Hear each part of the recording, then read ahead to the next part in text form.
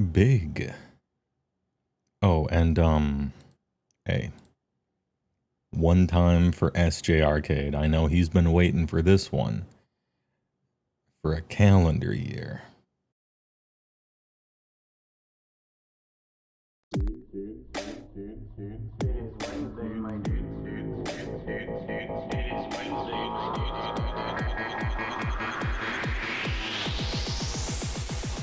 It is Wednesday, my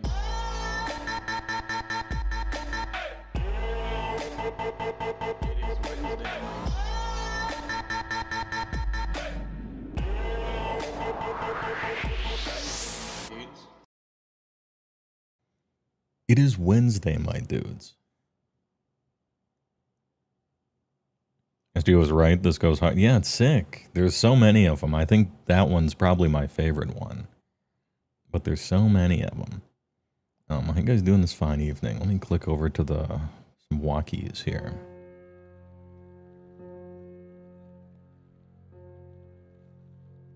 We got some news today, and I was so pleased with the update yesterday with Skaven that it feels like, geez, this could have been bad. Like I said at the end of the last one, imagine if all of these updates just suck and I was going to stream 30 days in a row and I just like go live for 15 minutes and we look at 2 bad war scrolls and just log off. Like that would have sucked, but instead, it's fun. But imagine fun. Also imagine walking in Japan. You had me at other shit, now I'm locked in. Well, I'm going to need you to be locked in. Because we might just be locking in to the Autismo factory. It might be happening. Unfocused camera Japan. Look, it's on autofocus. Who knows what it's doing? Can one is it like a green player? Asking because I tried out a Jeskai deck and my brain had fun, but the solitaring hurt my brain. Okay. Your brain had fun, but also your brain was hurt by solitaring. Well, you describe yourself as an is it player. Nobody quite solitaires like is it. So the question to me is a strange one. I mean, isn't is it the color combo that wants to take a 19-minute turn while everyone watches them jack off, play their entire deck and make a million copies of various otters and get quadruple triggers off casting or copying spells based on wizards and stuff. I think solitaring is where you live in Is It? I would think. Anyway, Jeskai is cool, though. I like the Jeskai color combo. For a non-green color combo, I'm kind of big on Jeskai. Iron Holamas, Poor Hammer sent me. Spent the workday watching your YouTube archive. Hey, thanks a lot. I really can't watch any of my older ones because I get too weird about it. I just see all the mistakes, you know? Well, actually, I hear the mistakes. Apologies for the audio quality. I am an editor by trade, but I'm not a sound guy by trade, so sorry about that. Anyway, the microphone's better now, I should think. Thanks for liking my stuff. And yeah, I had a podcast with Poor Hammer. I think it went well. Games are funny like that because it's awesome to get a big combo, but it sucks to go make a sandwich while your opponent does the big combo. Well, that's why that's why you run interaction. To stop them in their tracks, you know? So fucking big. I'm sorry, my dude, but you're huge. So fucking big. Artorias thinks the bits. We out here being big.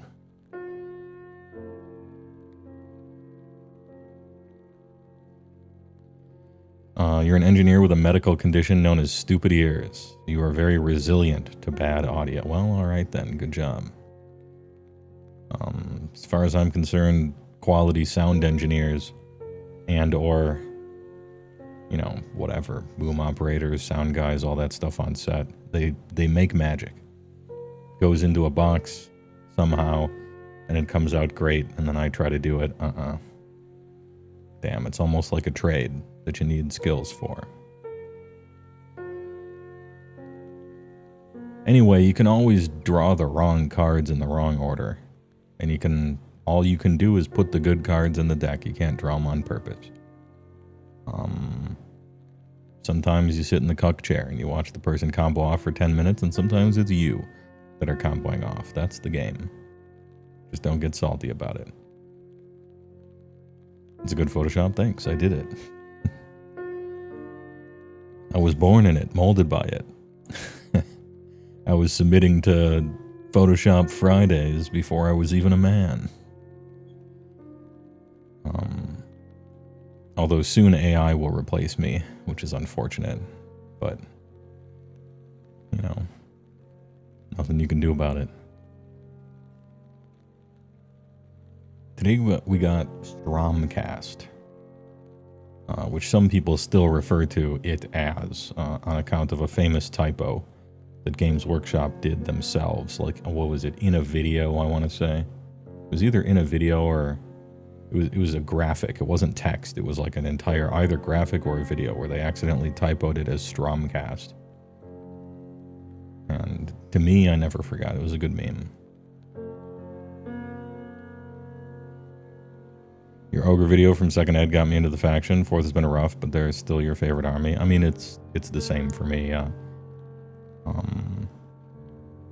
Fourth hasn't been as rough, maybe, as advertised, although I don't know what how the greater community feels about it. Looking at these GHB changes, it seems like they're trying to do what they can with the time allowed them and the space in the book allowed them to fix essentially my biggest problem with it, which is that the armies have about a quarter of the fun, flavorful, and interesting rules that I feel they oughta. And if they're going to shove all those back in, then damn, all you have left is to fix army building, and you got yourself a great addition. See how it works out. That's the real reason you're not a Magic player. The money and the learning curve are all factors, but they're dust compared to you not having the emotional energy to get comboed. Too much of a loser to sit in the cuck chair. Alright. The forum mood overall on fourth seems to be smooth sailing, which for internet forums is a glowing review. Yeah, well then, that's impressive. Although we are kind of I would say that the Age of Sigmar community could be described as mild-mannered when compared to such communities as Gestures, right? Gestures anywhere, right? On the internet, right? 40K, League of Legends, World of Warcraft, Path of Exile, you know, whatever the fuck, right? Look, if the edition sucks, you just go into hibernation, you turn on your painting light, click, and paint your little guys, and then see what the next edition or the next book or the next update brings. It's fine. You get into a GW game, you're in it for the long haul. And you don't have to be exactly laser focused locked in at all moments. The only metrics they care about apparently are clicks on the website and downloads for the app. Also, I bet the majority of interaction is via Spearhead, which is their brand new onboarding for new players, and they spend some time and effort on that. It's pretty good, so.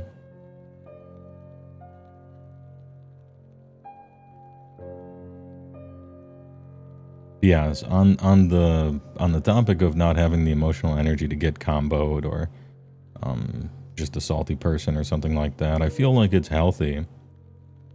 Even though it's a flaw, it's at least healthy to recognize your flaw and then act accordingly, right? It's the next best thing to not having the flaw.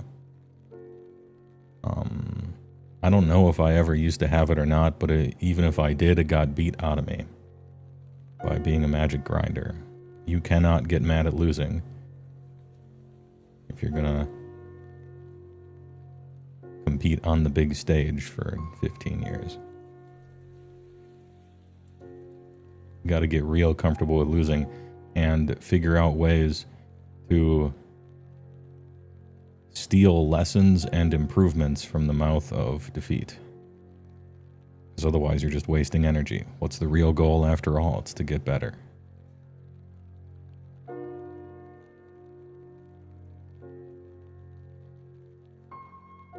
They want to sell minis and paint as the main focus. Well, paint, seemingly not so much. If they wanted to sell paint, they'd change the stupid fucking tops on them. Then again, change is hard.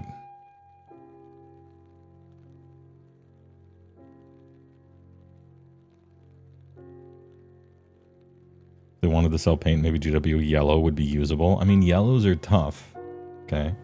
Yellows are tough, but I'm not going to bat for GW paints. You won't find me in their corner.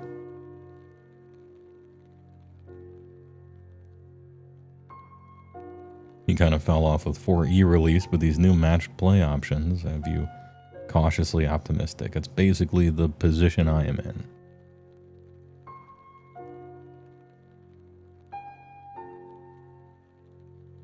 When you're playing Magic and some nerd across from you is no-selling some combo that dumpsters you, it takes all your strength not to flip the table.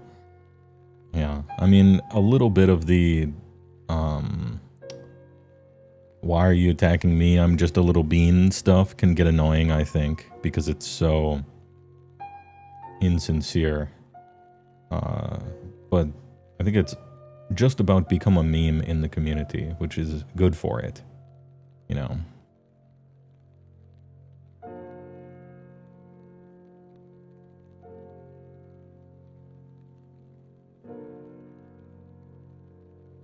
XGW staff like Ash on record saying they'll never change the paint tops. It's geared primarily towards new painters and hobbyists.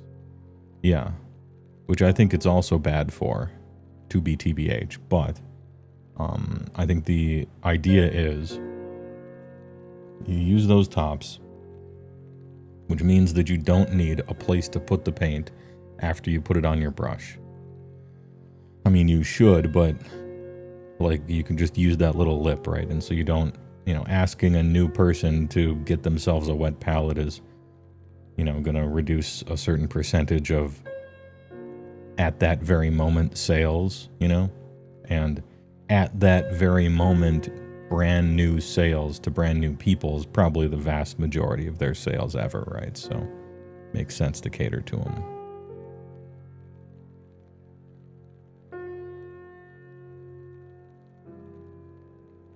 I'm not the threat, motherfucker, is gonna catch my ire every time. Yeah, it's, well, okay, there's two ways to it. Usually the person is lying. We can all admit that. Usually the I'm not the threat guy is trying to pull one over on everyone, and it's a bad look. But the average commander player's threat assessment is so poor that sometimes they really aren't the threat and somebody else is. And that situation, I suppose, could be frustrating, but I don't feel strongly enough about it to get on a milk crate or anything during a game.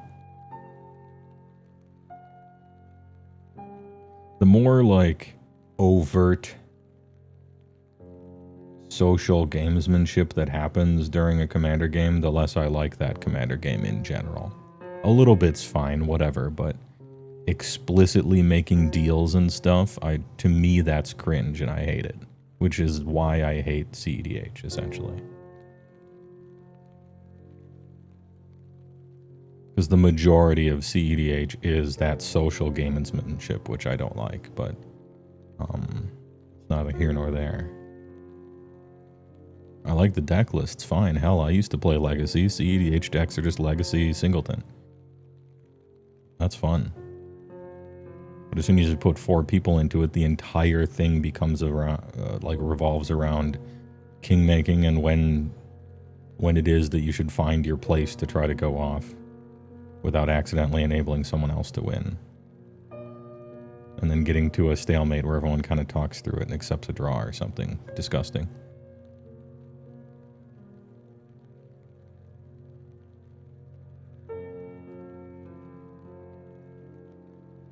At least with 1v1 Magic setup is minimal, and loss can be 15-minute turnaround with tabletop. Sometimes you're in 3-hour slow motion trip to the salt mines. Yeah, that is true.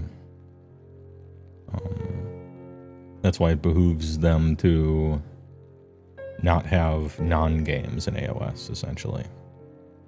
It behooves them not to have, like, Alpha Strike be a real thing, you know, just or certain types of non-games happen just because the setup is so much longer. You can't just shuffle up for another game, right?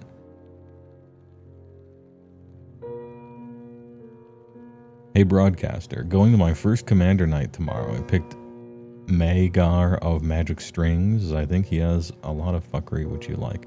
Magar of Magic Strings? I don't recognize this. Let's see.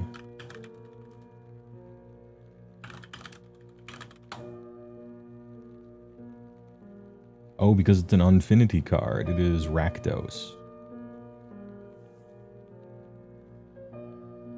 Note the name of target and sorcery card in your graveyard and put it onto the battlefield face down. It's 3/3. Whenever it deals damage, you can create a copy of it and cast a copy. Oh, it's fun. Yeah. Sounds fun. I love casting copies.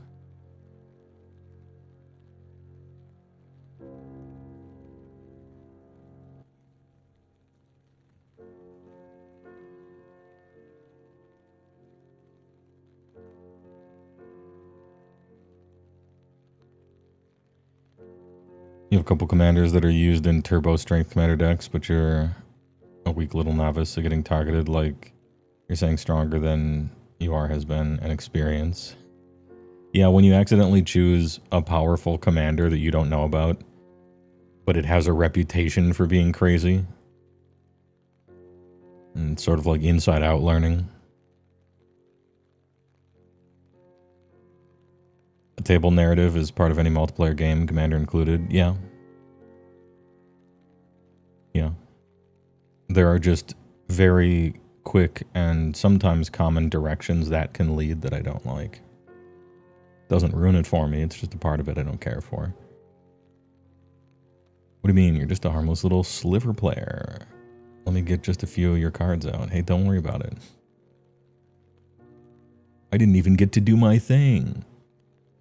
Parenthetical, my thing is immediately winning the game.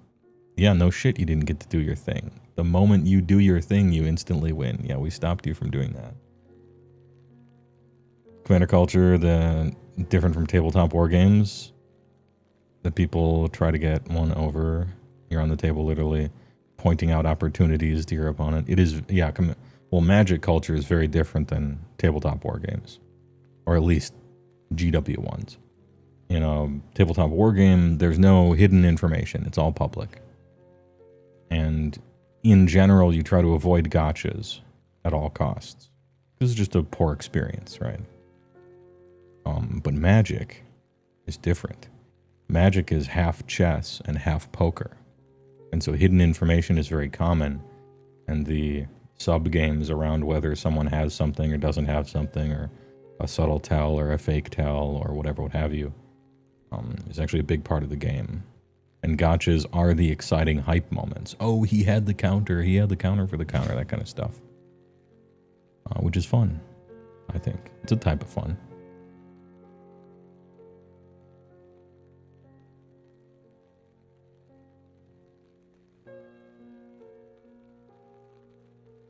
Did you miss the Stormcast? You did not. I decided to go for a little walk first. Yeah, he has the one plains untapped. He could have swords or path. He has the double blue untapped. He could have a mana drain. You know, that kind of stuff.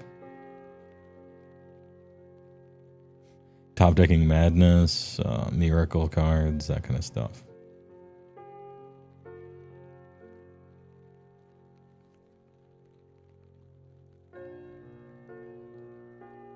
May just be your area, but CDH crew was pretty anti-deals. Good, essentially. Harzulian's Boy 30. Think through the 18. These walks are so cool. I wish Japan was real. Yeah. They should build at least in real life, they should build a Japan, like a real one, maybe a small one somewhere, just so people could really go there. I think it'd be cool. Anyway, thanks for the 18.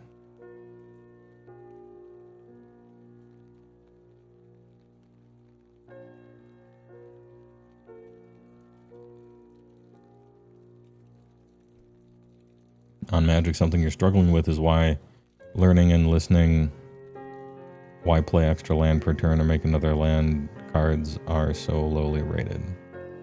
I gotta read that again. It seemed like a stream of consciousness. Why learning and listening? Why play extra land per turn or make another land card are so lowly rated? If you're talking about cards like Exploration, those cards are amazing. And from what I've seen, very highly rated, typically. Yeah. Things that allow you to play more than one land per turn are extremely good. Azusa, Burgeoning, Exploration, you know, cards like this. Very strong, particularly in Commander. Because the games aren't over right away. You know, ramp isn't the greatest strategy in 1v1 because people just kill you. But you have time to breathe in Commander. And most of the things that will punish you for ramping are like socially not cool. Like, perfect place for ramp to flourish amid the casual tables.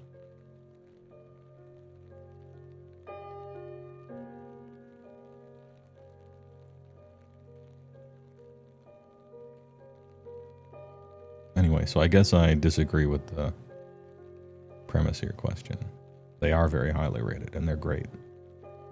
I mean, if it's a particular card that's too expensive or whatever, you know, then maybe that could be an explanation for it, but...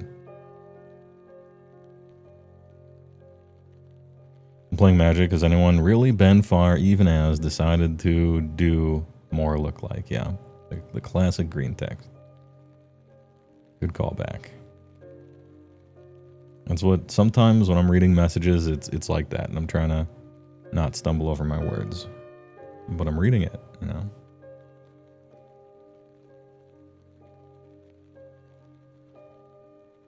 Their influence on other cultures is so outsized compared to their population and centrality in the world, it's a bit nutty. Came out of like 1,000 years of isolation and rewired the world. Maybe it's because they're so different, I don't know. Probably because their entire country was full-on sponsored by us for 75 years. And so they got to hitch a ride on the kings of outsized influence. Our fascination with them kind of spurned that on. And not having to pay for a military for 60 years does a great deal for the rest of your infrastructure. You got a lot more money to spend.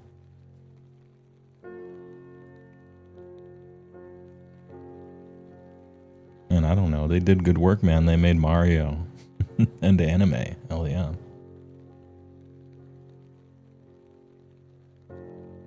It's because of economic factors post-World War II. That's a more succinct way of saying what I said, yeah.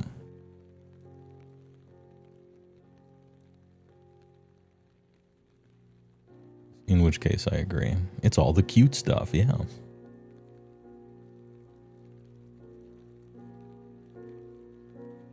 China will probably jump ahead of us and then some soon. That's what we've been saying for the past 40 years or so.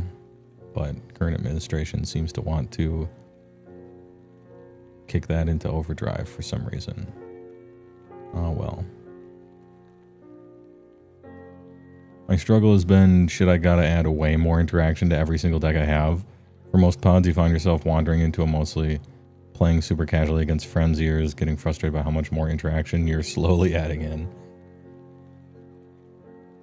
If you're watching the process take place, it can be sad. Because after all of the, I gotta eat my vegetables, right? You know, I have to put in this many land, and let's not cheat on land so that I don't sit there failing to top deck a land for 4 turns and then I'm out of the game, but I gotta watch everyone keep playing, right? I have to play enough ramp and enough fixing, enough card draw, and enough removal, and I have to play plenty of removal and interaction, much more than people normally do. And then damn, by the time you're done with that, you have like 20 cards you get to choose. I thought I was going to pick 100, right? You see that window of choice start to shrink. But I don't know. I don't think it's quite that bad. It just seems like it's that bad when you're in the process of doing it.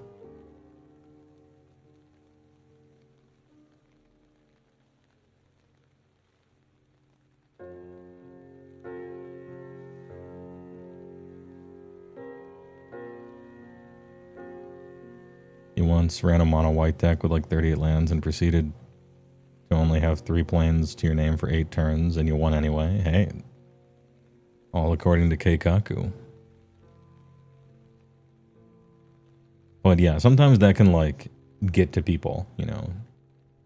You add 3 more lands and then your next 2 games you draw fewer of them, and so now you're starting to go crazy, but that's variance, you know.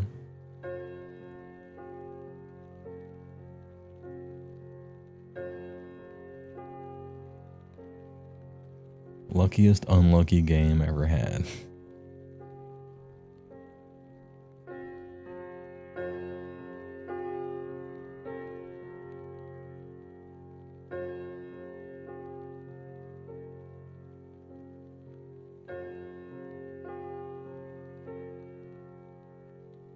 Update on your PC from Monday had to replace thermal paste. Apparently a 68-degree CPU when idle and a 93 under load isn't good. That is not good.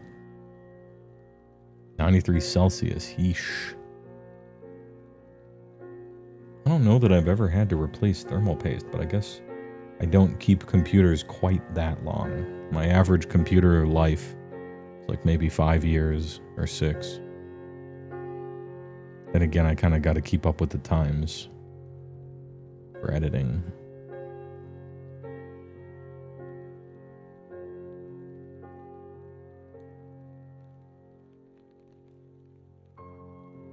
If you're curious about deck building, you make 3 commander decks of 33 cards and then fuse them. Interesting. It's a way of like tricking yourself into eating your vegetables, perhaps. I never thought about it that way. I would just as soon build the deck right. But it's a good trick anyway.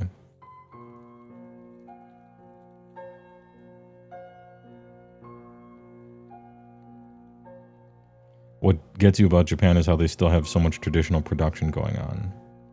Yeah, we make it like we did 100 years ago. It's more expensive, but it's worth it, and that somehow actually works out financially. Yeah, that's the weird part, the last part of your sentence there.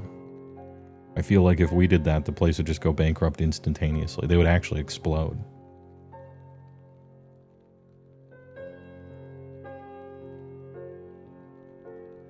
I mean, I suppose you could find an angel investor, but generally angel investors are looking for short-term loss leader market domination before they can kill their competition and then put the squeeze on a captured customer base that doesn't want to switch off the platform by making the whole thing completely worse in every way and also more expensive.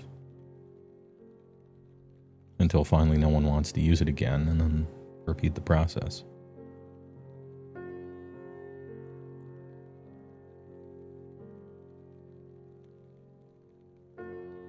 AoS version of eating your vegetables. It used to be chaff. But 4th edition isn't a chaff edition. You can't spare the points for it. You need... well, you could consider this a chaff slot, I guess, and that's the battle tactic units. Battle tactic units are, I guess, the new chaff in a certain respect. In that you need 2 or 3 of them to be able to score points for a completely arbitrary and made-up reason instead of one that naturally arises within the game. And so those are your, like, things you have to play with. At some points it was maybe an unbind or something like this, but...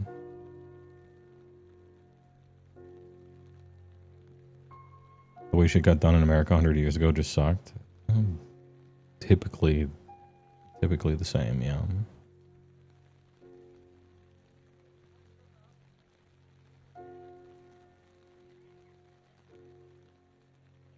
Talking of deck building, you don't know how to pick a next commander. What are good tips? You play Necro Bloom Landfall with Shirikai control and vehicles. This is where tricks come into play a lot more, I think. The choosing your commander thing.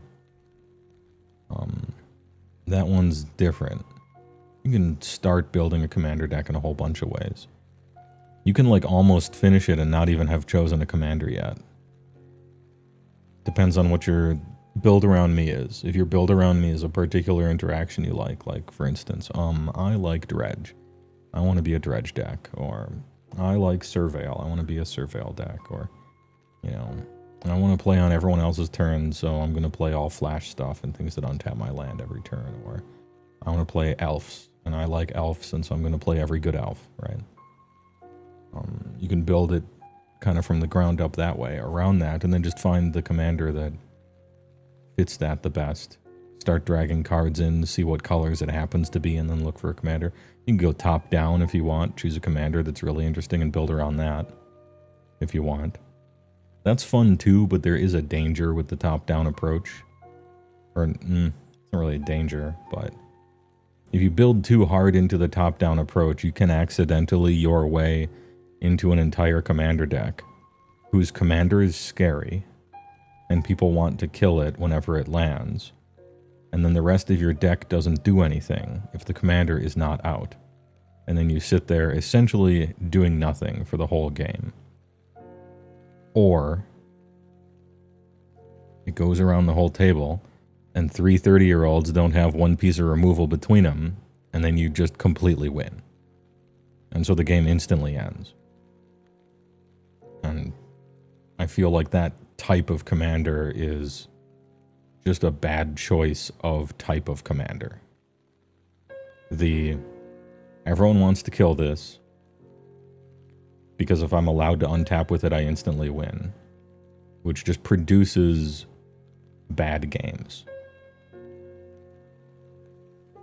Because if people are just removing it all the time and your deck doesn't do anything unless it's out, then you're not having fun if your opponents are playing right. And if your opponents are playing wrong, then the game immediately ends. Like, where's the fun? I guess it depends on bracket as well.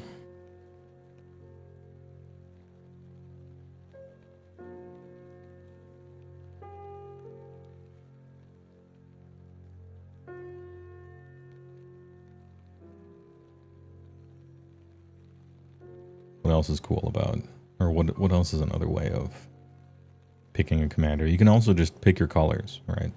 You can, so one of the ways I was talking about mechanics or tribes or something like that, but another one can just be, here's a collection of cards I just want to play because I always wanted to play these cards, and all these cards are cards I have always wanted to play in a deck. And maybe there's like 5 or 6 of them. And sometimes through chance, they happen to share a few colors or maybe even something of a theme, and you can build from there. You know, like the bad version of it is, I want to play with, you know, I want to play with treachery and rider replication and bribery. Like, I just want to play with these cards. I never, for some reason, I can never find a deck to put in them. I want to play those cards, right? And then you're like, oh, okay, well, they happen to be blue. And I also want to play with this guy. And it turns out you have just a core of like 6 or 7 of them. And maybe they're Bant colors. And so now you're like, oh, well, then I'll make a Bant deck. And I'll find some way for the commander and the overall theme to fit these like pet card, this little bundle of pet cards that I have. You could do it that way as well. Or you could go on classic archetypes, right? Mid-range combo, aggro, that kind of stuff.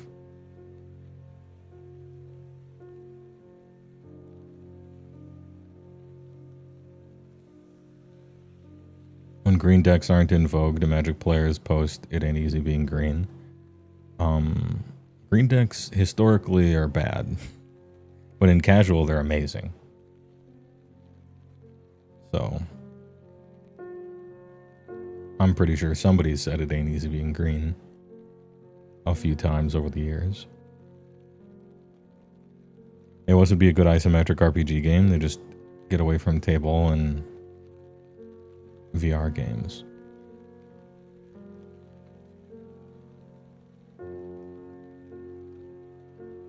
You'd kill for an AoS Owlcat game. Owlcat game, huh?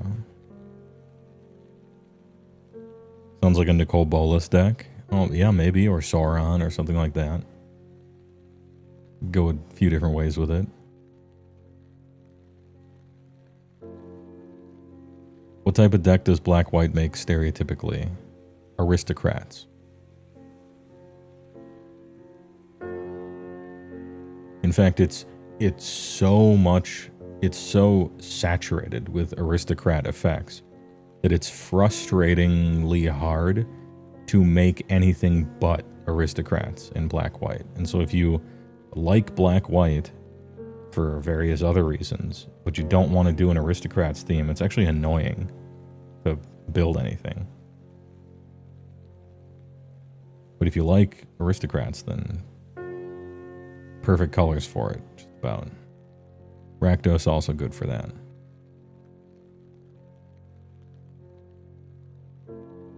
Yeah, aristocrats is often very small creatures and tokens that punish everyone when they die. Such as, like, pretend there's a 1/1 that says whenever a creature you control dies, all your opponents lose a life. And then there's another creature that says when this creature dies, everybody loses a life. And then there's another creature that says sacrifice a creature, everybody loses life. And then whenever a creature you control dies, make a token, right? Like, that's, you just kind of flood the board with little inexpensive, very well-costed, constant Punisher Grave Pact stuff and kill everyone by inches. Yeah, nice deck. What do you call it? The Aristocrats.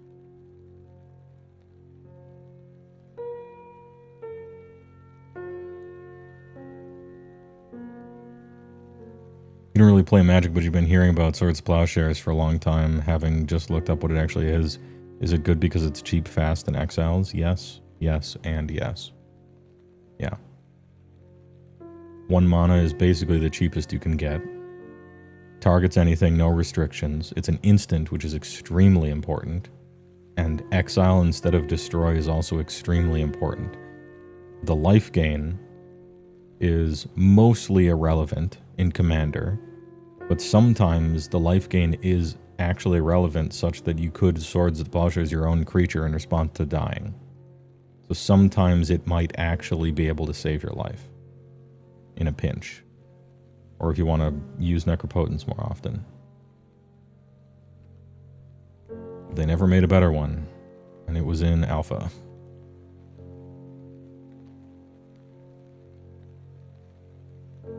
Its cousin is Path to Exile, which is the same cost, also instant, also exiles, but it lets the controller of the creature search for a basic land, put it out tapped, which essentially ramps them, which is, in general, something you definitely never want to do for your opponents. It matters a lot more than giving them that life, but you gotta do what you gotta do sometimes.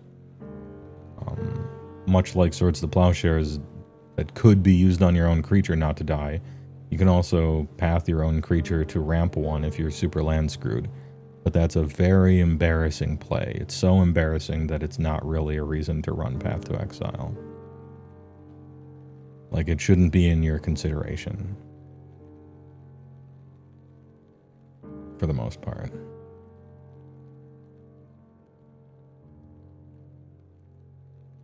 All you know is Magic cards are guns. Okay. Some of them are like guns. Blue-green, your beloved. Yeah. Blue-green is the forbidden fruit. It's too damn good. But it sure is fun. Oh, SG Arcade showing up in YouTube chat. Is Wednesday My Dude? I played it. I played it at the beginning. I played the Wednesday My Dude. The classique.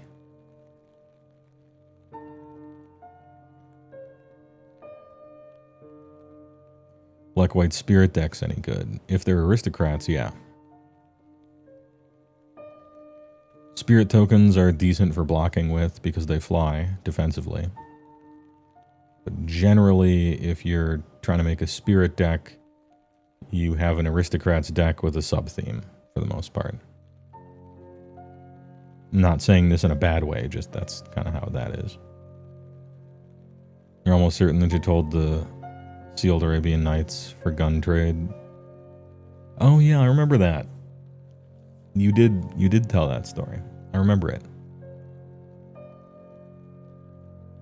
You play blue-green, expect to be killed first, and enjoy being the #1 enemy, and enjoy playing that role. Yeah, and you can enjoy that. Some people like that. You know, some people are cringe. Oh, I'm not the threat. Don't attack me. You know, that kind of embarrassing stuff. Some people like it. It's validating. When everyone at the table recognizes that you are the arch enemy, sometimes even very quickly, they like that. All right, it's 3v1, try to stop me. Like, that's fun, even if they lose. It's a different type of personality profile.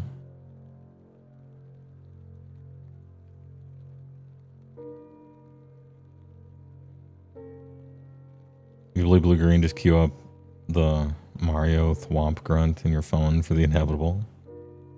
I came here to be the problem. Yeah, and that's fun. Or it can be fun, right?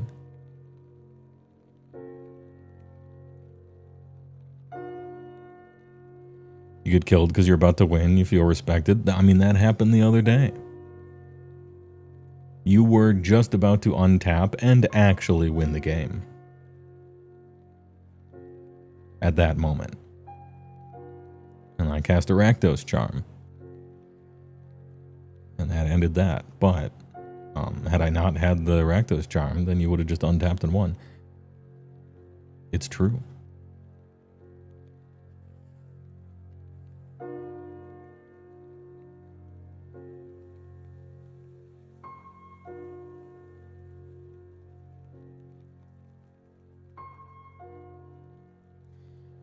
Wednesday should be pronounced Woden's Day instead of Wednesday. True.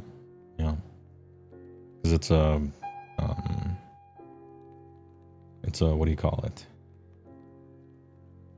Fuck is the name of that Norse god? That's what it's named after. But the way we pronounce words kind of shifts over time as the spelling. I think Odin is Wednesday. I want to say. It's just varied. It hath been changed very much recently. Oh, Vince detected? You don't know. Your challenge with Simic is making a deck that actually does anything except create value. The value is addicting. The win con is secondary. Yeah.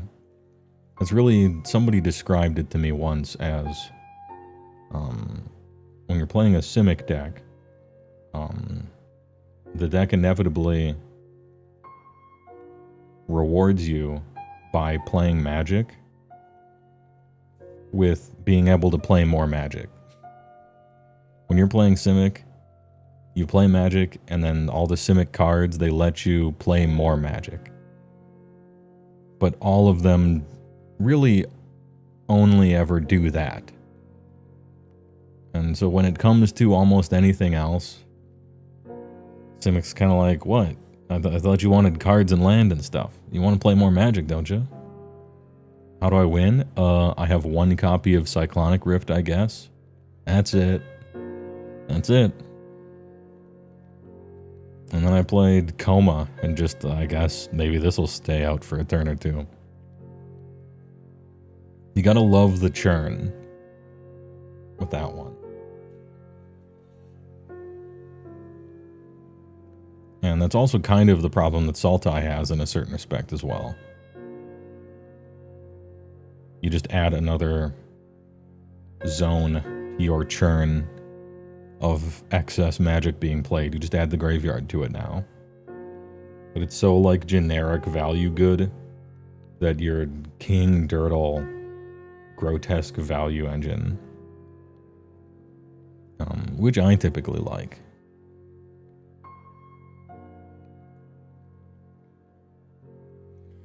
Don't drink too deeply into the value, brothers. Yeah. Do not become addicted to the value. It will take hold of you, and you will resent its absence.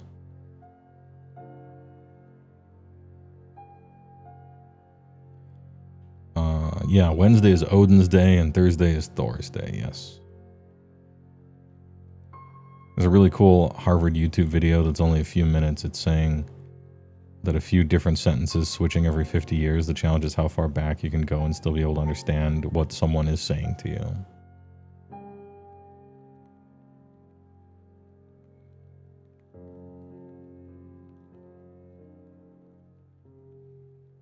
You loved Sultai back when you played Arena? So much value. Yeah, I'm a big Sultai enjoyer. It's hard to find a commander that makes my heart beat one time. Currently it's Glarb, even though he is the most generic good stuff commander I've almost ever seen. He's up there. And just energy paste, the 3-drop. But I don't know, we'll see what these Final Fantasy sets have for us. Best 3 words in Magic, draw a card. Oof, true. Yo, did you see the new black card? I know Vince is a lover of this particular mechanic. I'll just read one quote from it. When this transforms, choose an opponent. When the chosen player loses the game, you win the game. When such and such loses the game, or whenever an opponent loses the game, do this, is a fairly, I mean, they've done it every once in a while, but fairly unexplored. And I just think effects like that are cool. And maybe it's a little bit of a window into, let's have actual aggro somehow. When you have 3 opponents and 120 life to chew through. Now you gotta spin a few plates and dribble some basketballs and stuff for that particular guy I just read to get his thing to work, but it's an interesting proposition. Reminds me of that 4-color, what is her name? The 4-color legend in non-blue, where she's like, it's the female Babe Ruth, and she points to somebody, and then whenever you do damage to anyone, that person takes damage. Seems like an evolution of that idea, where it's like, well, we're gonna allow you to play aggro and commander somehow by only requiring you to kind of kill one person, maybe. Yeah, it's from a Final Fantasy. It just spoiled in a Final Fantasy thing. Oh, big. Oh, thanks for the bits, Artorias.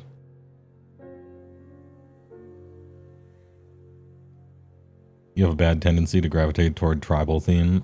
To me, to be perfectly honest, that is a bad tendency. Tribal decks are opinions now, but tribal decks are hella boring to play and to build.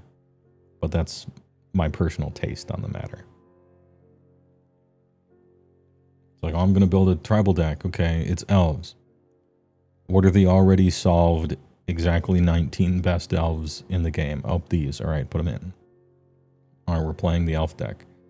All right, I'm going to put elves on the battlefield and hope no one Wraths of Gods until I reach critical mass. I don't know. Just a personal preference thing, though.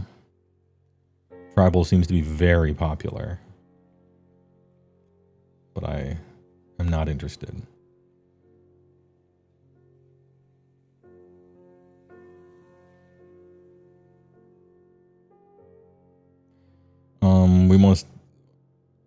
But chat, we must ask, as we do only the realist. Can you not speech to text? Just type it. I'm kidding. Clip for the HeyWoah channel. Where does HeyWoah stand on the 100 regular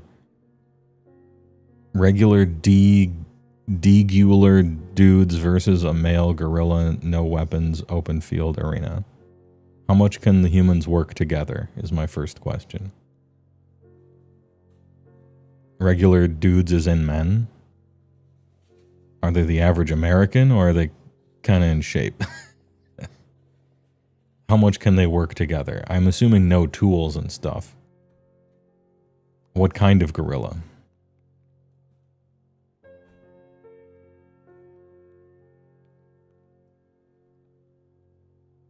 Anyway, if all of those questions are structured against the humans, because the humans have the advantage here by 3 times easily, and considering if you took like bravery out of it, right, because you would have to sacrifice some people, a gorilla can actually just rip someone's head off like a horror movie and fucking dunk it. All right, they're freakishly strong compared to people. So like several of the frontline soldiers will die. It'd be like Skaven versus ogres, okay? The first 2 lines of Skaven are dead, right?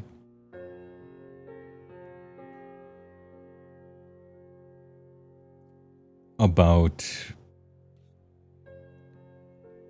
20 if they have experience and work well together, 30 if not. Wouldn't need much more than that.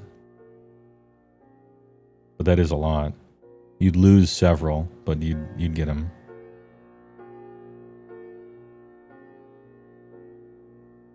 I'm going to say 20 to 30 people, and 5 to 10 people would die. But the gorilla would absolutely lose by the end of it.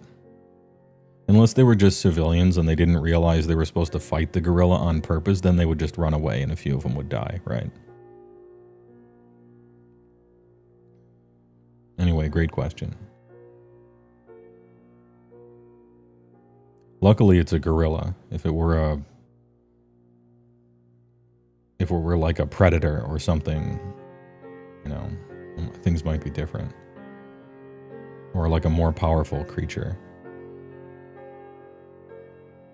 Like if it was a bear, it would be a lot worse. Humans can do damage to gorillas, even barehanded. But to a bear, not really.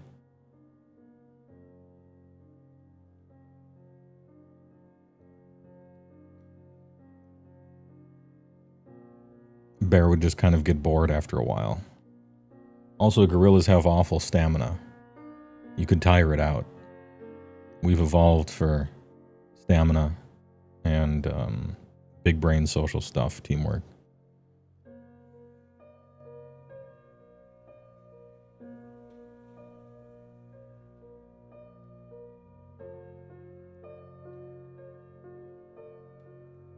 Or like if it was a hippo would wreck. Find yourself very attracted to kindred decks, but you like the challenge of the restriction of not doing the expected thing, or trying to make the unusual tribe work to make the tribe work unusually. Yeah, well, that's a way that you can take something that would be boring and you're like, but how can I make this fun? I know, I'll make it a puzzle to solve. It's not just, you know, I don't know if I want to make such a sweeping statement, but there's 2 types of tribal decks. There's slivers and otters, okay? And sliver type tribal is all your guys just buff your other guys, and then you play 7 of those guys, and then you turn them sideways. You know, dinosaurs is basically slivers, right? You know, elves is basically slivers, except with mana. So on and so forth. And then there's otter types where it's like, yeah, it's a tribe, but the tribe is asking you to do something else besides simply play otters, right? Or, you know, perhaps wizards or something. You do have an otter deck. I know, I played against it. You played every doubler that you could have possibly run in a row, and then you passed the turn, and 3 30-year-olds didn't have $100 between them, just so happened, 0 removal in everyone's hand, and we're like, well, now this is gonna happen. And then it did happen.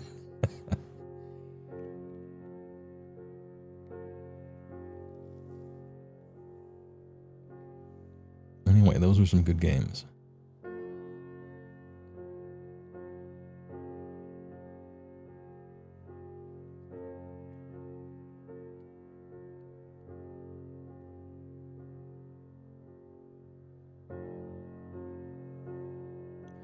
Best decks for you are effect or rule matters, such as sacrifice or counters or attack triggers. Yeah, that stuff is fun too.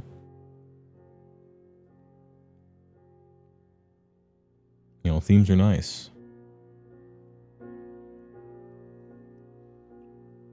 Type that buffs type versus type that wants you to do something that is good.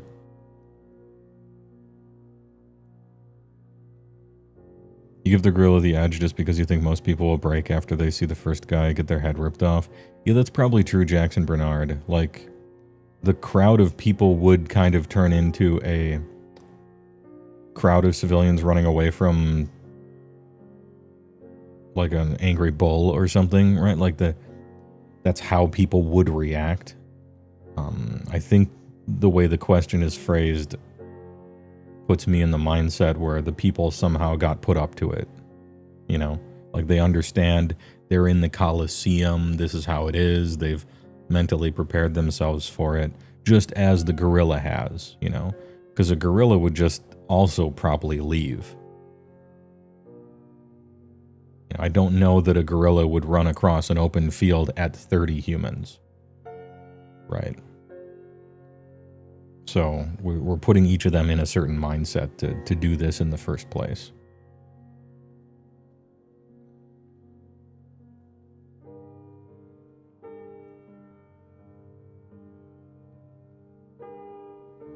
What if the gorilla saw his banana stash get stolen and his nephew with a baseball cap is there helping? It depends on how sick the music is. If the music is particularly sick, then it's gonna go bananas. Thanks for the bits, Artorias. Last dumb one. You get 1,000 per pound of the animal. You have to kill it. No tools in an arena, etc. What's the biggest one you would take the bet on? You again shall say panda. I would say a blue whale. And no water in the arena. Put the money in the bag.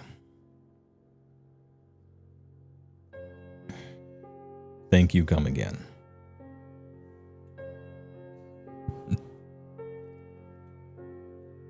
And on that note, let's get to the first of 2 promised contents, shall we? I'm going to hit you with a commercial break. Get up, stretch your legs a little bit. I'm going to get myself a drink. And let's read about this Stormcast. Man, I read the Skaven yesterday, and I was ever so pleased. You know? That was going to be great. You know, I could quibble with a thing or two here or there, right? But it was... I looked at 2 pages of the battle tomes that I wanted for 4th edition. And it's a pity I only get 2 of them, right? But it's good work. They did good work. The rules are neat and interesting.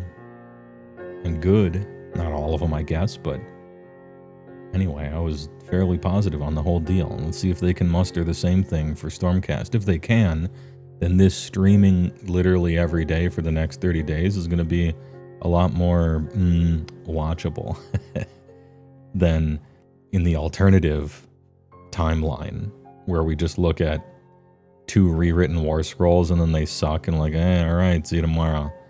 Clocking in, right? Anyway, BRB. And then we'll get to some Stormcast.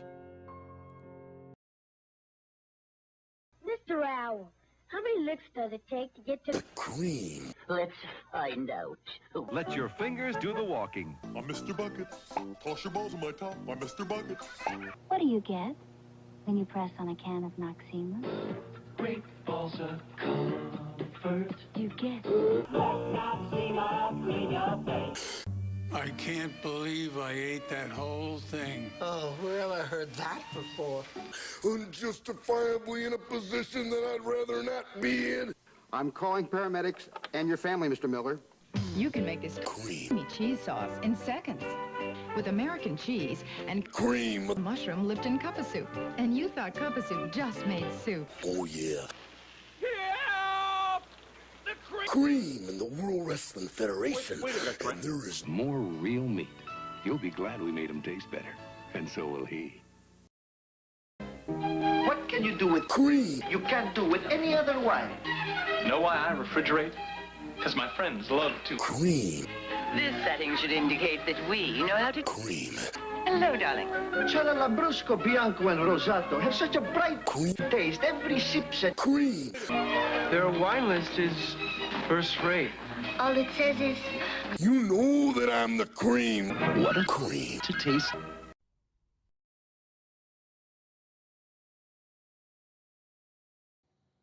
What a cream to taste. All right. Content begin. Scourge of God. Hold up. Enhance. We can stay here. Bolts from the blue. Witness the wonder of the Stormcast Eternals, clad in gleaming Sigmarite and wreathed in celestial lightning. They descend from the heavens to bring Sigmar's salvation to the mortal realms. Their Memorian Adam will enlighten you further. We're skipping that. Oh wait, it's the Loads guy. Iridan cursed as their Morgriff Ariax plunged through the thick wall of the Verdian canopy with wings tucked, smashing through a lattice of branches and grasping vines. We will never find them in this god's-forsaken tangle, they muttered, and Ariax gave a rasping caw of agreement. Still, they would search until nightfall, for in their bones they felt the presence of the lost Reclusians still. The Stormcast had not fallen. Look at that. They were certain. On the side. The wretched Nurglites would Letting prolong you know. their companions' torment for as long as possible. Take us lower, they bade Ariax. As low as you can. Iridan's As eyes low as you scanned can. the corpse-strewn forest floor. There, a flash of silvered armor, half buried by a throng of bloated reavers. The ground around the melee was littered with hewn and smoking corpses. Without instruction, Ariax pounced on the Nurglites. Backlight is a slamming into touch their too flank blue. in a blur of raking claws. Iridan struck out left and right with the axe of the final threshold, its azure flames engulfing the heathen's varicose flesh. The mass of Maggotkin parted, scrambling to evade Ariax's wrath. There stood Regnus and Aliata, the two Reclusians refusing to abandon the stricken, bleeding form of their comrade Venerus. To me, faithful of Sigmar, Iridan the witness cried, seeing a flicker of emotion in the warriors' eyes as they reacted to the command. Remember your duty. We fight for the fallen. We fight for the fallen. Look at how thin the depth of field is here. His hand and the back of the chair. I think this shade of red and blue is awkward. This is how you might light someone with a different skin tone than Loads Man. But hey, good work. I like it. It's like a nightclub scene almost, but he's reading a book. When you're getting Iridan War Scroll, yeah, it's true. In this faction pack update, the mightily heroic Stormcast Eternals have been rewarded with 3 mighty heroic traits, bolstered by intense piety. Your hero's faith in Sigmar will be so absolute that enemy wizards and priests will struggle to cast their spells and prayers when in their presence. Very handy if you're fighting magic-happy armies, of which there aren't many. I'm going to be honest with you.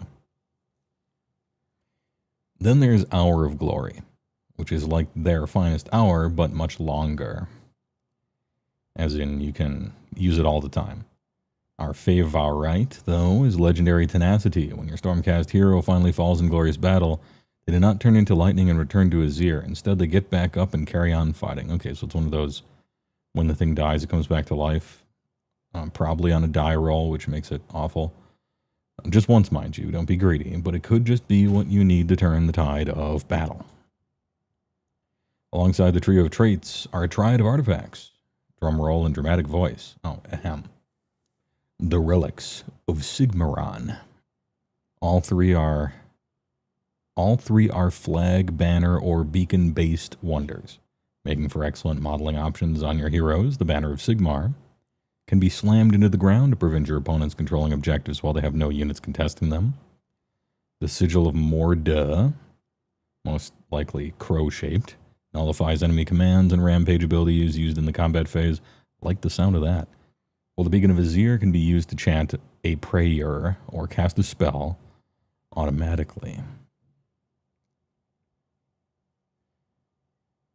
Alright, there he is.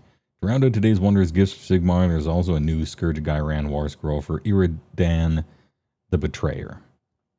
For Iridan Stormrage the Witness.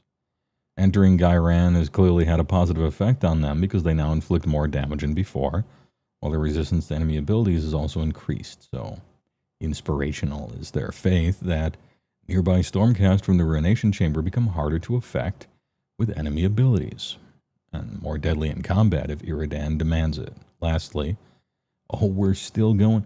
Iridan's Morgrief mount, Ariax, can now leap over charging forces. Oh, like the Stonehorn thing.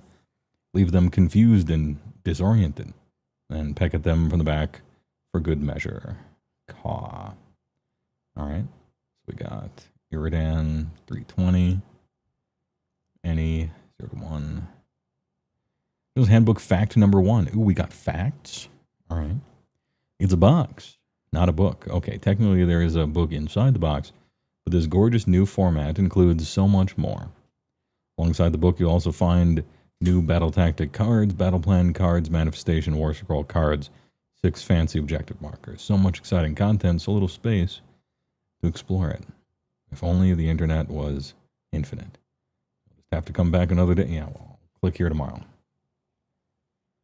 Tomorrow's Scourge of Ghyran update is for an army of virtuous warriors who seek to preserve and protect the realms.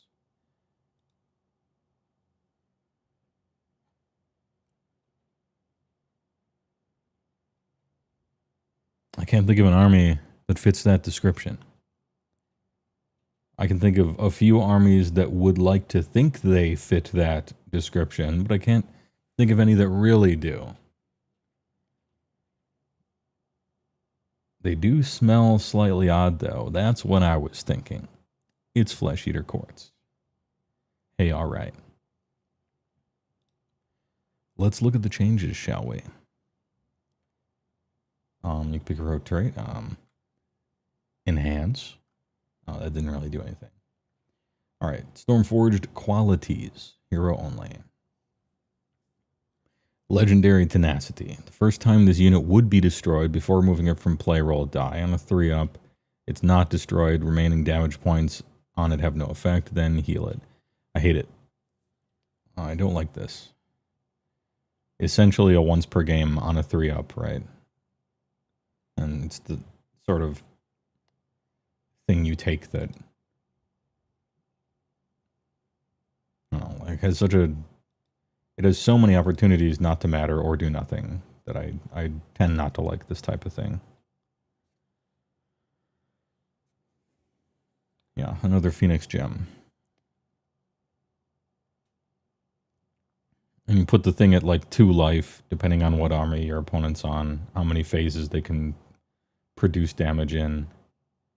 Right? Like, oh, it doesn't die in combat, it heals D3, and then at the end of the turn you use like a D3 rampage and kill it anyway. I don't know. No, I don't like it. I don't like rolling for it. It'd probably be too good if it was auto, right? That's the rub. But I don't like it. Hour of Glory, ignore the other 2. Okay, well in that case I'm going to read the non-Hour of Glory one next. Pick a visible enemy priest or wizard within 18 to be the target. Roll a die, 3-up, subtract 1 for casting rolls, chanting rolls for the target until starting next turn. Bad. You have to waddle your way up to 18 away from their priest or wizard thing. Priest wizard armies tend to run a bunch of them. whichever one you happen to target with this thing, they're just not going to cast the one spell with that one. They'll cast the important spell with a different one, even if the shit succeeds. And -1 casting rolls isn't good enough for all this spinning basketballs and plates. Bad. Hey, alright. We have one last chance for a trait that I like in the Stormcast section. Oh no. Could it be? Was Skaven a fluke? You'll look at ways to make more traits artifacts since we have a surplus of actually viable choices now. Well, if you do, that's great. What'd you miss? Don't worry about it. A commercial. Hour of Glory. This unit can be picked to use the best day ever ability, even if it has already used it this battle. Oh yeah, it's this one. You're right. Yep, you take this one. In addition, when this unit is picked to use the best day ever, add 5 to its control score. Hey, alright. 2 entire turns of best day ever in a row is a large percentage of the duration of the average game. You know, as much as 66% of it. Right. Hell yeah, brother. These two I don't like, but doesn't matter. And you know what? It's nice that they're leaning into one of their other abilities too. You know, do some callbacks. 5 entire turns potentially.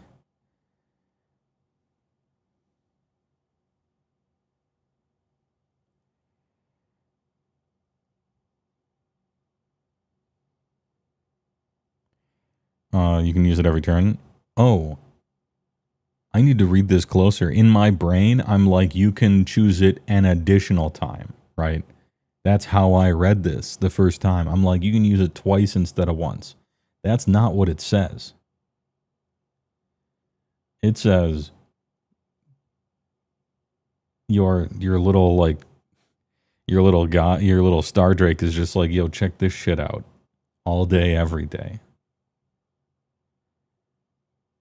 Okay, well, I thought in my head, I'm like, you can use it twice instead of once, and I already liked it. So now that you can use it 5 times, I like it 2.5 times more. I'll round it up to 3. Yeah, Our Glory. And it feels very heroic, feels very Stormcast. You know, chilling on a 2-up save forever with whoever. Obviously, it doesn't last on your opponent's turn unless they change that or I'm misremembering it. But that shit's sick. Great work. Yeah, we do this one. Alright, saved. We're still excited. Artifacts of Power. Banner of Sigmar. Pick an objective within 18 of this unit to be the target until the start of your next turn. Your opponent cannot control the target objective while they have no units contesting it.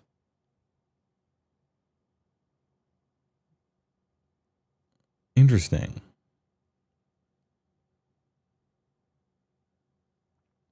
So you do have to have your commander next to it or kind of near it, which is not nothing.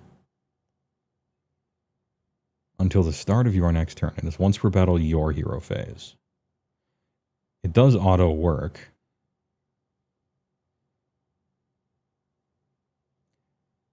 I'm just trying to, in my head, I'm trying to think of the percentages because this will win you the game sometimes, right? This ability says once per battle, if you happen to be in a certain situation of unknown likelihood, you win the game. And then the rest of the time, it's blank. It doesn't do anything. So it is sort of a little like wins you the game completely sometimes. And it's just about how often that can happen. I don't know. Maybe I like it, but I'm not sure. I guess I'd have to think about it more and kind of come up with all the possible situations where that could matter. And I suppose if you choose it, you're going to be kind of playing towards those in certain ways. Put your thumb on the scale. But then you're playing that way instead of a different way. I don't know. I think I kind of like it, but I'm not sure.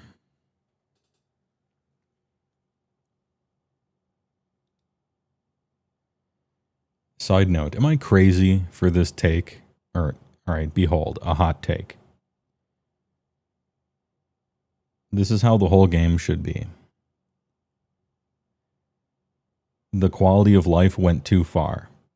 We need to go back to the before time with this one thing. You should have to babysit objectives again. Maintaining control of them when you leave was a wonderful quality of life, but it caused a vacuum of tactical decisions to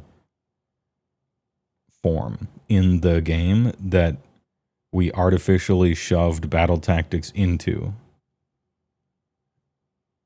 And I think it would be better to have organic area control back because of that. Maybe we can't do it now. Maybe armies and tables are too small. But it's just, I haven't fully thought through this idea. It just kind of occurred to me.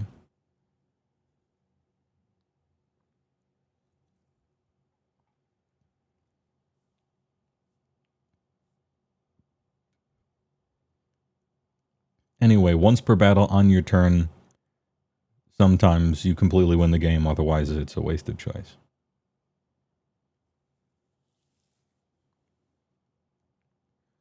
Once per turn reaction, opponent declared a command or a rampage ability for a unit in combat with this unit.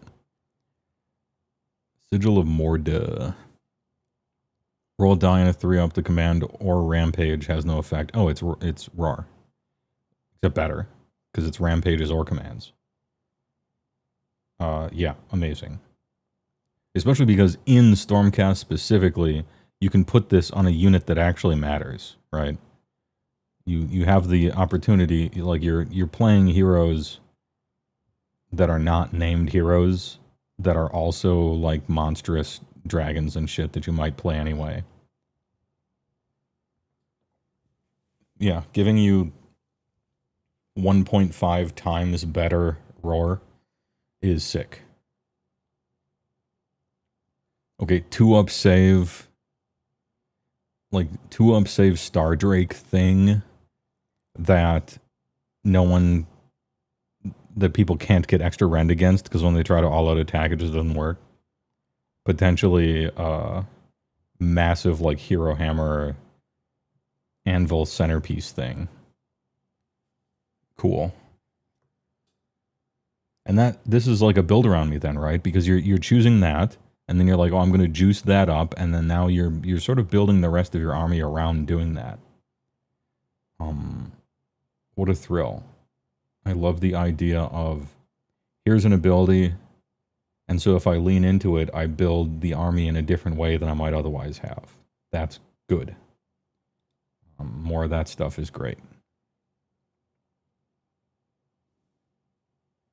And normally I'm annoyed by 3-ups, but it's once per individual player turn, yours and your opponent's. The effect is super strong. It's not like once per game or anything like that.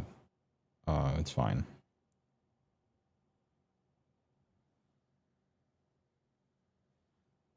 Are the points for the alternate war scrolls different than the actual war scroll? Yes. Typically, from what I've seen so far, they're better pointed in both definitions. As in, more aggressively pointed and also more correctly. In the future, when they go in the... it would be lame if so, because in the future, when they go, the unit is potentially obsolete in the list. You mean like next GHB, when the war scroll might go away? Then it becomes obsolete. I suppose, but at that point, you're probably getting a new book, maybe. I don't know. I don't think it's quite as transient as Regiments of Renown or anything. Then again, it's a GHB, yeah. GHBs last for 2 years, right? 25, 26 for this one. I think that's about the shelf life of a unit, maybe.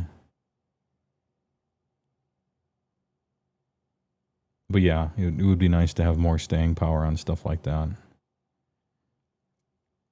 Beacon of Azire. Once per battle, any hero phase. Ooh, any hero phase, okay. Pick a visible, friendly Stormcast Eternals, Wizard or Priest, Holy than 12. Can be yourself. Next time target uses a prayer or spell, instead of making casting roll or chanting roll, you can use value 7 for the roll that cannot be modified. After that ability is resolved, if the target has any ritual points, reset their ritual points to 0. Ritual points apply modifiers that cannot be used with this ability to increase. Okay, so you can't critical a prayer with it. You cannot auto-crit a prayer with it. I don't think any of their prayers crit on a 7 for sure. Here's a question. Is the -1 you suffer from casting a spell a modifier? Or does it, like, change the target number? So if okay, it says any hero phase. If I do this on my opponent's turn, casting a spell that needs a 7, does it work or does it not work?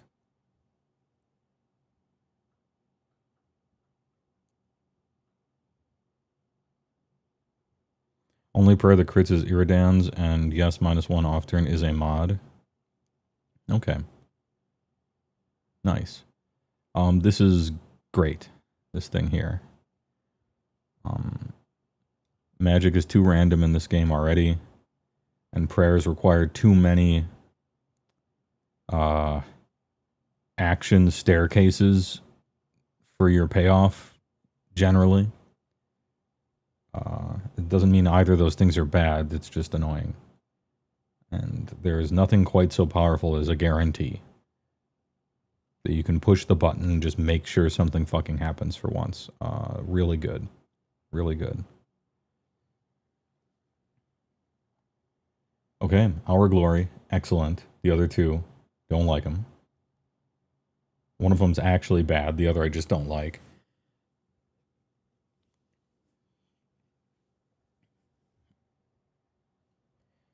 Banner of Sigmar is interesting, but probably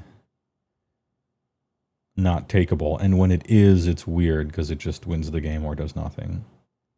And Morta is just super powerful. Cool. Yeah, great. We got some actual choices here that cause you to build in different ways. Wonderful. Yeah, off-turn Translocate that auto-works. Off-turn Bless Weapons. Even on-turn sometimes. Like, hell yeah. Alright. Great. I was becoming concerned when I read the first two. I'm like, oh no, they really can't make a Stormcast thing. Bacon of Azir is good for prayers. I mean, it's good for prayers or spells. Making sure that thing, the first hoop you jump through on your turn or your opponent's turn actually works. It's awesome. Obviously, it's much better with prayers because there's no counter pray. There is unbind, right? Even with the auto thing, your opponent can still unbind it. Spells, man. Alright, Scourge of Gahairan. We got Iridan the Witnass. Now, I don't remember their war scroll. But I recall it not being that great. Now, I could be wrong about that, but it didn't stay in here. 12-12-3 flying. You love to see it. And they finally put the wards up here right next to the save. I wrote them a physical letter about that. I'm like, hiding Ward 6 down here is a failure of graphic design being your passion. All right, you made this wheel, put it right next to the save. Great work. Axe of the Final Threshold, Crit Mortal. I think we're up to 3 damage, I want to say. 4-2-2-2. Charge +1. Companion 4 and 6. I'm assuming they said in the article that he fights better now. So I don't know what it was before, but this is looking fine. This is looking good. It was D3. Absolutely disgusting. Great change in that case. Good work. Damage 3. Ren 2. Big. Not getting a finest hour bonus here, but then again, it's companion. So we are going 3s and 2s with finest hour. The Flames of Hope. You can reroll resistance rolls friendly Ruination Chamber units while they're wholly within 12 of this unit. Awesome. You love to see it. Yeah, great. Super good. Once per turn reaction, this unit was picked to be the target of a non-core ability. Yeah, that's the resistance roll. 3 up, no effect. Sweet. That's the Reclusian, rule. Talons lost crit hit 2. Talons now +1 damage. Okay, so the Talons are now +1 damage on the charge, and they used to be crit 2 hits. +1 damage on the charge is so much better than crit 2 hits. You only have 6 attacks. You can expect like 0.756s. Maybe, if you roll that. Charge damage, just get the charge, right?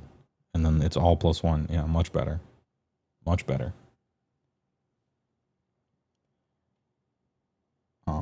Yeah, the normal Reclusian resistance rolls are 4 up. This one's 3. I don't know if it used to be 3 or not, but good work there.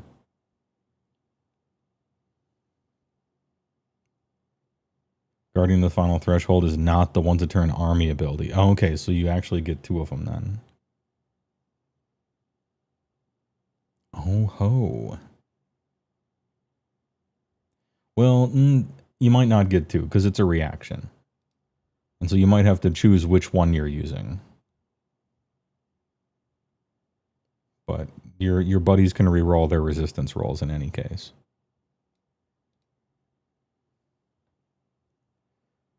Demands of the Witness. 3. Yeah, so it's... I mean, you get 2 of them, but not on the same person. It's like 2 of your units can each do theirs. He can reroll his own 3-up resistance. Bellicor BTFO. What does this do? Pick a visible friendly Ruination Chamber unit wholly within 12 of this unit to be the target, then make a chanting roll. Until the start of your next turn, add 1 to rend, of the target's melee weapons. If the chanting roll was 7 or greater, value of 7 for the roll.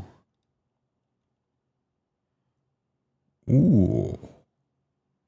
If the chanting roll is 7 or greater, you can pick another eligible unit to be the second target.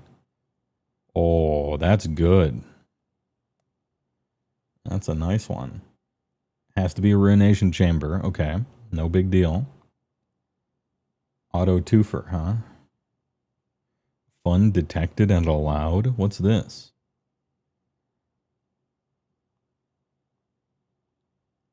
There's more? Once per turn army, any combat phase. Pick an enemy unit in combat, die 3 up. You can remove this unit from the battlefield, set up again within 1 of the target. If the target charged this turn, subtract 1 from hit rolls for the target's attacks. Okay.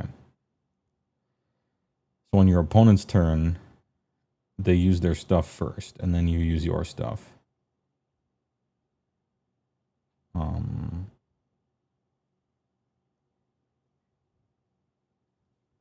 Interesting.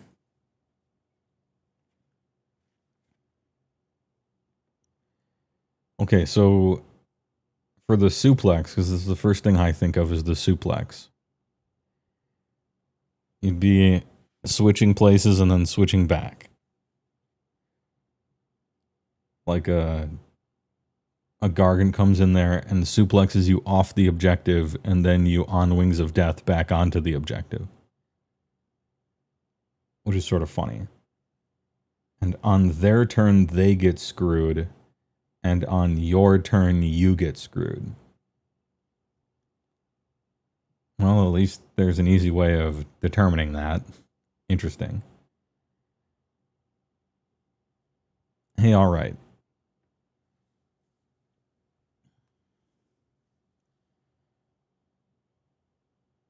Yeah, it's aside from like that one particular situation, this isn't like the best, right?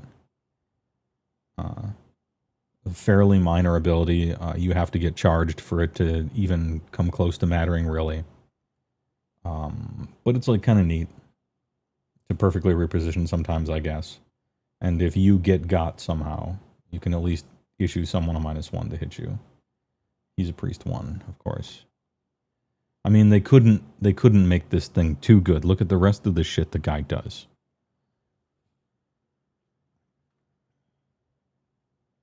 The big question is, does HeyWoah like this bird?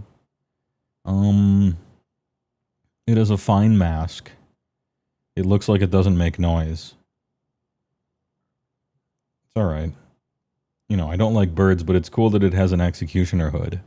That's nice.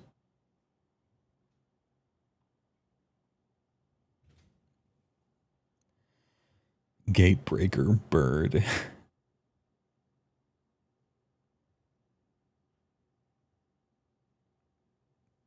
Can kind of see it. Model combines the visual language of the male and female Stormcast a bit.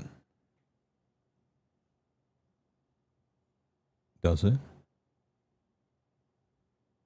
Maybe the hood. I thought it was an executioner thing. Yo, hold on. It's got a cow catcher on a train. Armor. That's sick. Gorget.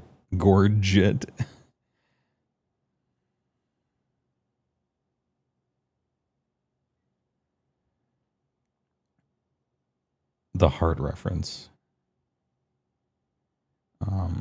Imagine how bad it's going to feel if you have to say goodbye to a really good scroll. I mean, I have certainly had to say goodbye to really cool scrolls before.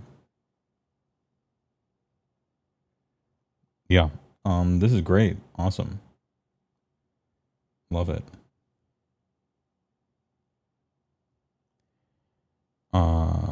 It's a they, them. Yeah. Yeah. I think they mentioned that in the lore. Iridan is a they. I'm always like saying guy and dudes just because that's what models are, right? They're your dudes and stuff. And no matter how long I live, I can never break that habit. But Iridan technically is they, according to the lore.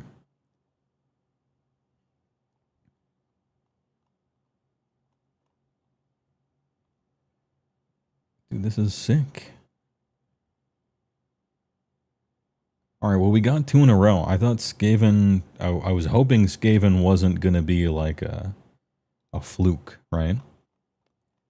And, you know, Stormcast started out whatever, but Our Glory is great.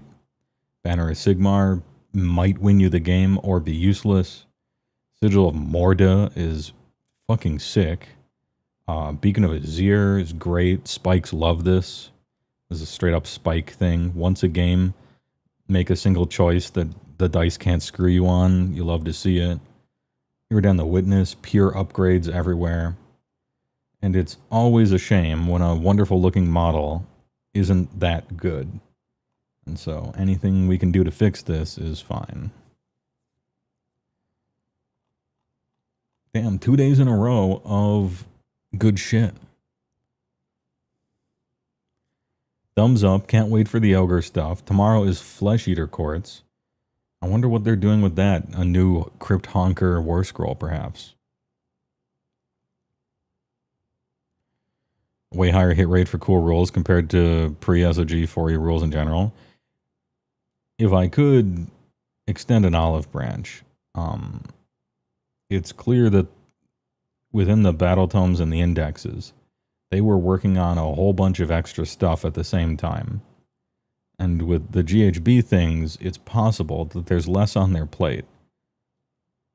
Or whoever is doing it is giving it a little something. Keep doing this. 2 pages is cool. I want every page of the Battle Tome to have this quality in it. 5th edition, I'm waiting. What a good game this will be, if that comes to pass. Great work. Give them a raise.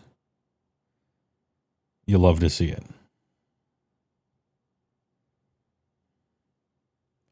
The Rampage is actually kind of crazy. I think I might disagree.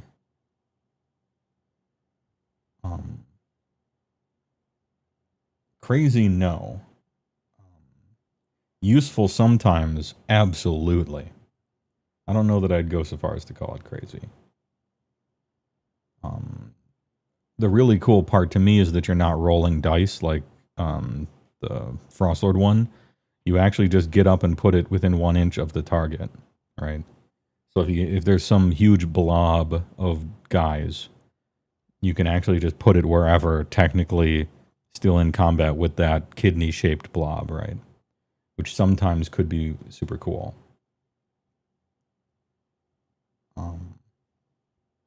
So yeah, like on Wings of Death, I'll give it a 15% of the time very good.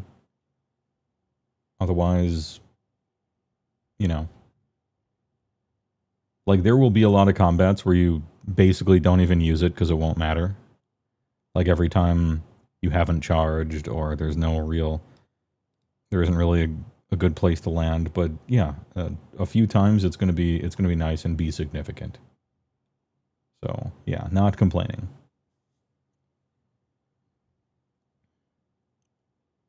A glimpse of great core rules with fun army rules. Will GW troll and make Prince V have an alt war scroll of generic Velocita, which goes away in a year? We'll see. I don't know why they wouldn't just, after the GHB, just take this and put it in the index online, right? Just keep them. Why not just keep them? Was it worth looking at a bird for that? I don't hate birds that much that I can't even look at them. The lore might be exaggerating. I don't like the noises they make, and it's sad to me that people keep them as pets. And I don't like the smell, right? But it's not like I can't look at. I can't even look at them. Anyway, good shit. I don't see why they wouldn't keep the new War Scroll. At some point, maybe there will be a War Scroll that's already good, and then they get a new one that's good in a different way. But I just think that's such a future-proofing problem that we don't have to worry about it. So many of these War Scrolls are awful that we don't have to worry about those two butting heads, right? It's just a pure upgrade. So you just use the newest one, I should think. D1 bird hater, HeyWoah. Talking about his bird hate again. I'm responding to chat. Chat is talking about my bird hate again. Blame them.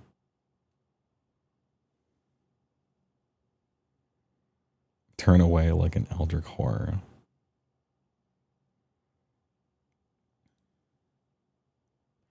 There already is a generic Velocita that goes away in here. Rampage would have been amazing back in the 1-inch combat days, yeah. Or back in the days where people ran chaff still. Like this ability, if every army was still running a whole bunch of chaff, right? This would be so much better because you could leap over the chaff walls. But basically no one's doing that anymore for various reasons. And so the Wings of Death gets a lot worse unless you happen to be exactly playing against SPGL or something. Remember chaff? I do, yeah. It used to be the vegetables people had to eat.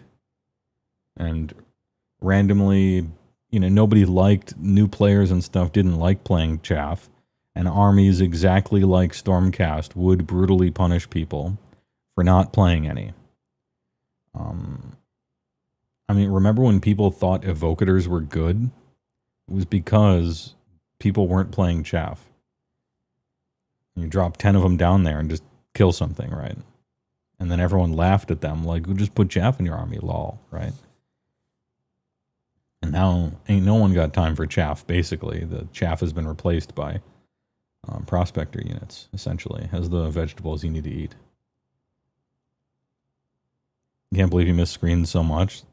Sometimes it's very difficult to predict the knock-on effects of a QOL change you make that everyone likes. Sometimes it's just really hard to predict what'll happen.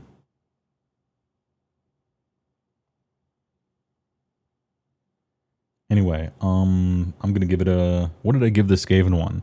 I think I gave it a B, but if we're grading on a curve, I gave it an A+. I'm going to give this one a B, and if we're grading on a curve, I'm going to give it an A+. Great work. I look forward to living in a world where every page of every battle tome looks this good. 5 out of 7.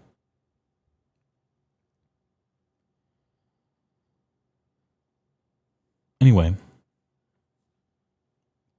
2 days in a row of good shit. You love to see it. Can't wait for tomorrow with FEC. I wonder when we're getting ogres. 2 for 2, 100%, batting 1,000.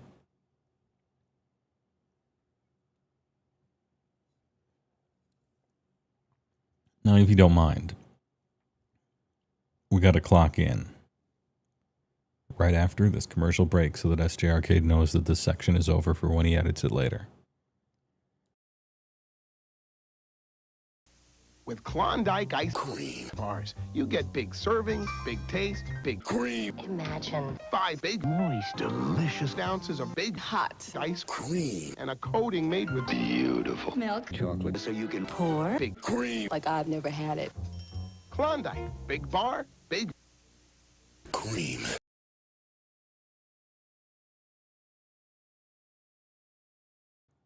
And we're back.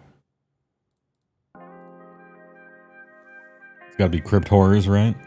Oh yeah, I wonder, let's speculate. What FEC unit could it be? By the way, we're clocking into the Autismo Factory. It is day 201. We have 200 correct answers in a row with the help of chat. 200 correct answers in a row, not one fail. How long can the streak go? Let's find out. This is Guess the Game, with a series of hyper zoomed in, actually Warhammer preview-esque pictures.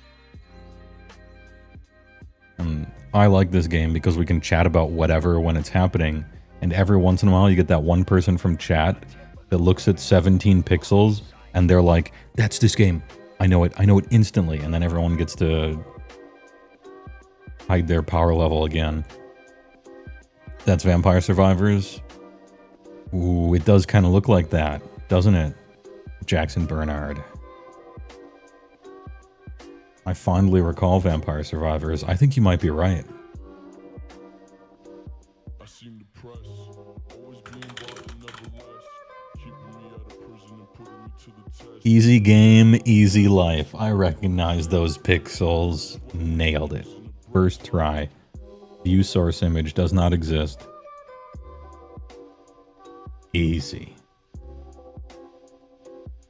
Big win. Next. What could this be? You reckon you'll be a foot hero in Crypt Horrors? Maybe the horror combo?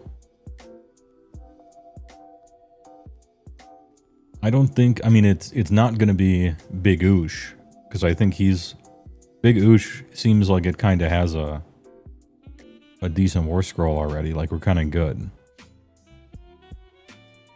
Any Flesh Eater Courts players in chat? What's the worst shit in your army that you're just like, this war scroll is awful? It doesn't need to be your cavalry. Your cavalry is great, right? Yeah, maybe it's honkers.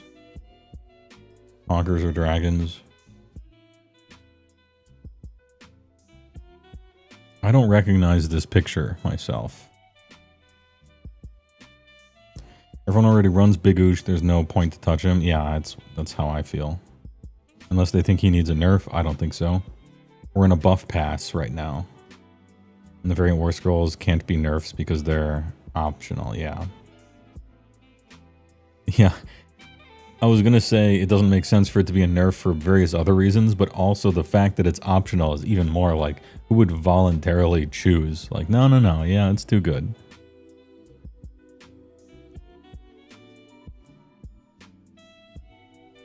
The flying guys that aren't the knights. The flayers. Maybe the super specific thing in Valheim, but you'd expect Valheim to have bigger pixels. Okay, well, we get 6 guesses, so. Valheim. No. Oh. Metacritic score 84%. Orc looking orc.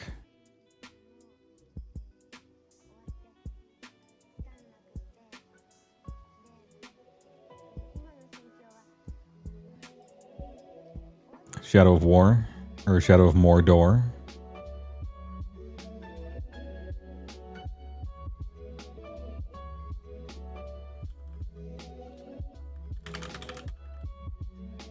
Middle-earth, Shadow of War. No, but it is a Middle-earth game. Because it's yellow. So Shadow of Mordor, is that a different one? It is. Got it. Technically got it on the second one. I saw people type Shadow of Mordor. War's the sequel. Easy game. What would this be then? I wonder where that was from. I never played this one. Chat got it easy. Next.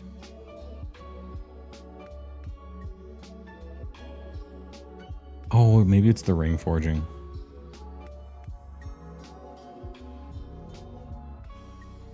Right. A tank vehicle. A Leisure Suit Larry lounge in the background. Anti-aliasing turned off.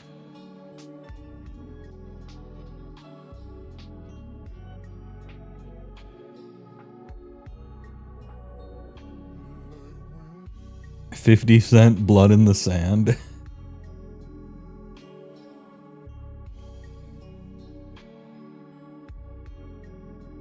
I don't know if that's true. Yeah, maybe it's a zombie game. Maybe it's a Russian game.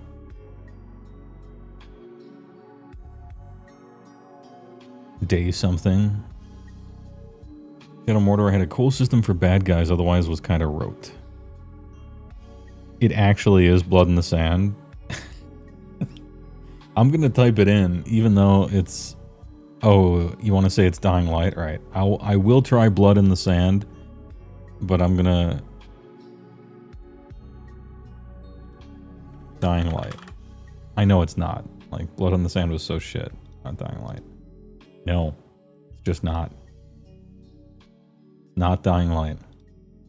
Metacritic 71.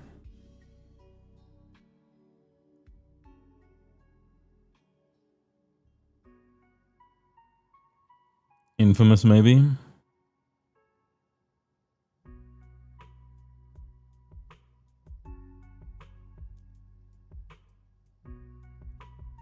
Look at this dude. This might be someone next to you here. I guess it could be like third person and then over your right shoulder.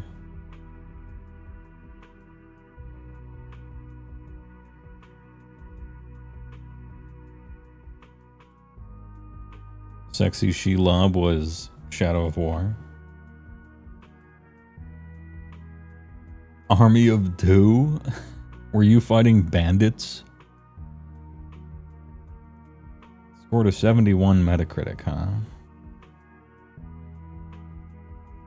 Man, this game looks like the kind of slop that I don't like to play, but maybe I'm judging it. I'll give it an army of two. Let's see another screenshot. No. Oh. Okay. A button detected. This looks really familiar. What is it from? PS3, Xbox 360.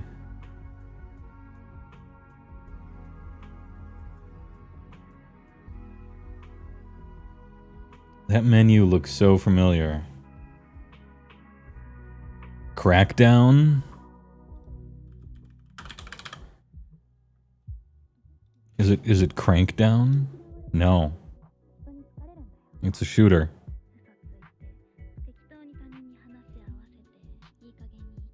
There's only 3 games left.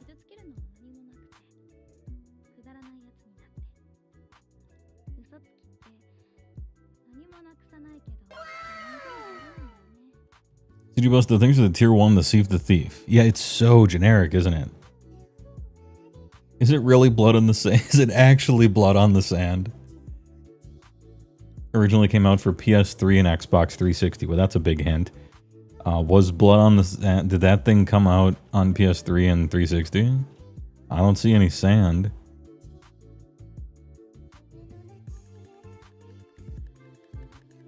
Yellow loot pickups in the background. Please. I'm gonna type it in. 50 cent blood on the sand. It is. It is. We make it look easy. Dude, the first guess. We could have had it on the first guess. I regret not believing. I didn't believe, and I'm wrong. It's okay to admit you're wrong sometimes. I should have ran with it. Blood on the sand. I should have trusted the process. The autismo of ZJ. Damn, actually 50 cent. Blood on the sand. Mark the tape.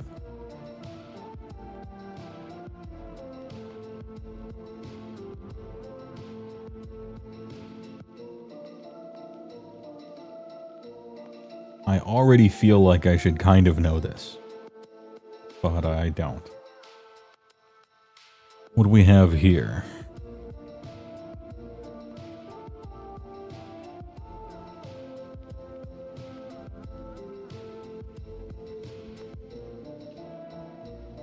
This looks like a little pixelated roguelike kind of indie thing going on, platformer maybe. Your first thought was RimWorld, but you're definitely just Gungeon. Enter the Gungeon. That's the hub lobby area. Living Jarnold stands up amid the crowd. Gungeon.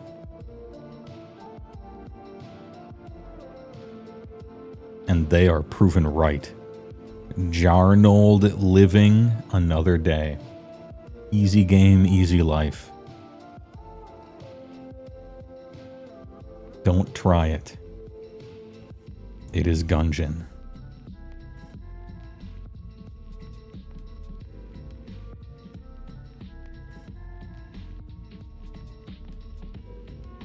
One errant pixel.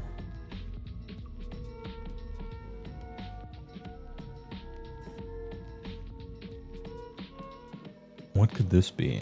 I don't recognize it. Link to the Past? I'll believe you.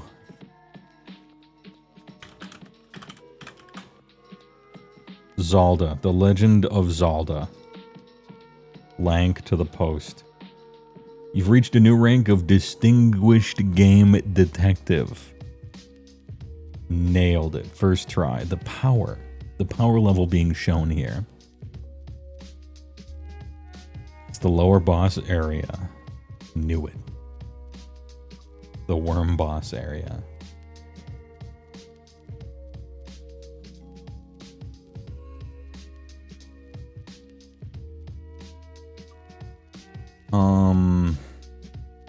Blinds and red light.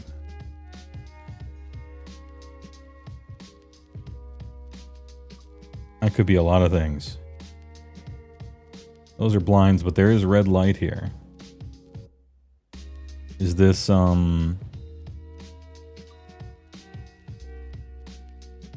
Cyberpunk maybe? The, what's that writer game where he shines a flashlight at something? It could be the second one of that.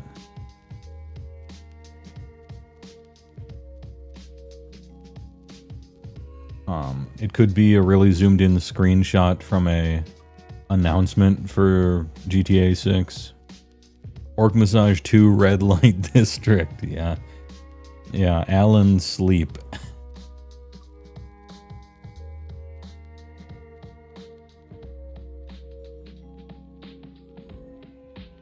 Cyberpunk, Alan Wake, Resident Evil maybe.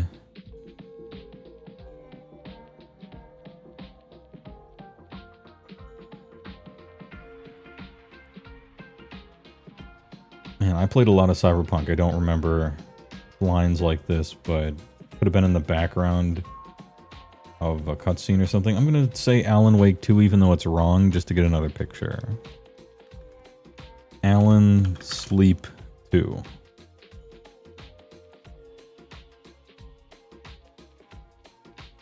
Is that the dude from The Matrix that was eating the steak?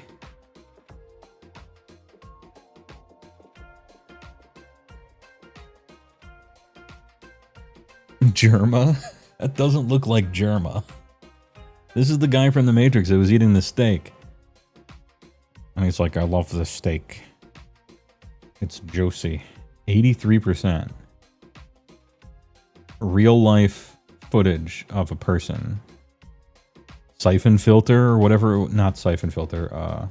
Control? No. What was the other one? What was the other one that...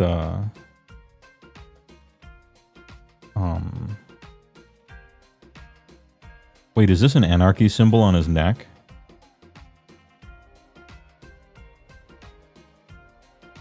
Is this Revolution X? The Aerosmith game? I think it would look worse than this. Oh yeah, you're right. This is the like digitized video footage from a Command and Conquer maybe. That could be. And it's 83, which is pretty high.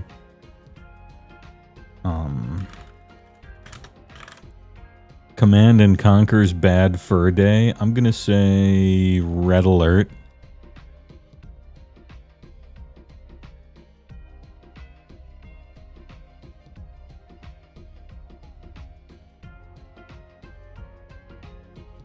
Open the eyed.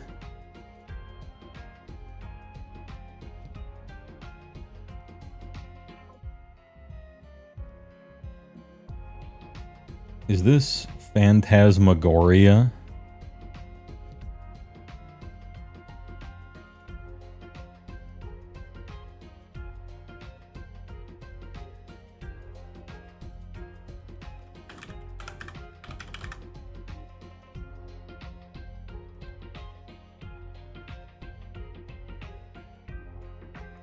Okay, I guess they don't have Phantasmagoria 2 on it. It's not.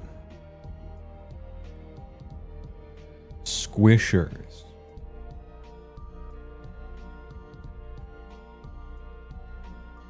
This scene here really reminded me of Phantasmagoria, that's why, but this one didn't. I just... What the fuck am I looking at? Adventure point and click. I gotta play this game, whatever it is. Hypnospace Outlaw.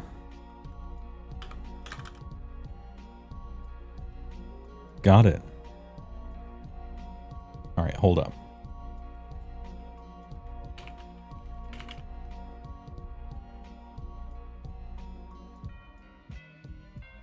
Alright. I had to make a note for myself. I'm gonna play this game. You know what, kid? I'm in. Hypnospace Outlaw. I'm in. I'm gonna play it. I like weird shit.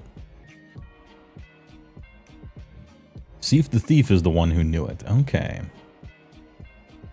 the breadth of knowledge. Yeah, looks sick. I'm in.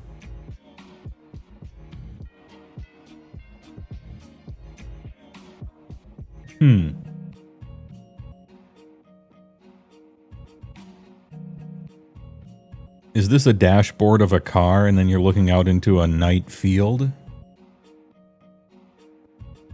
Or is it like a shadow of something on the moon? Is this like the Blair Witch, the video game?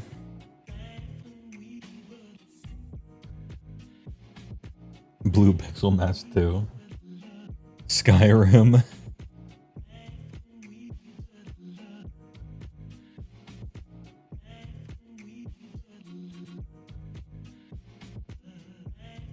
What else could this be?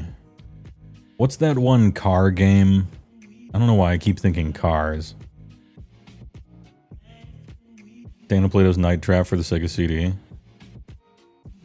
I don't think so. Well, which version?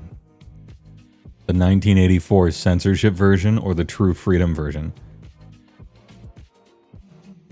Carmageddon, Need for Speed, Drive Ego, Ume Cargo. No, you played it, CJ. It's like Night Drive, kind of horror game thing where you're fixing your car all the time. I almost bought it.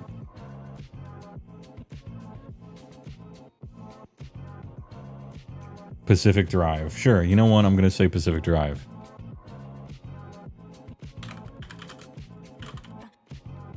I'm sure this probably isn't a car shadow, but who knows? No. Oh,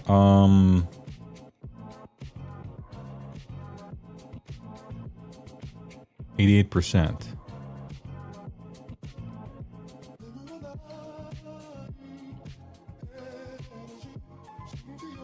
Is this the background of one of the cartoons you're looking at in Cyberpunk when you're doing the psycho killer guy in mission? Could also be Cuphead. I don't think this is like the background to that particular... I don't think it had backgrounds this good in that funny little animation for Cyberpunk. Yeah, this might be Hupked.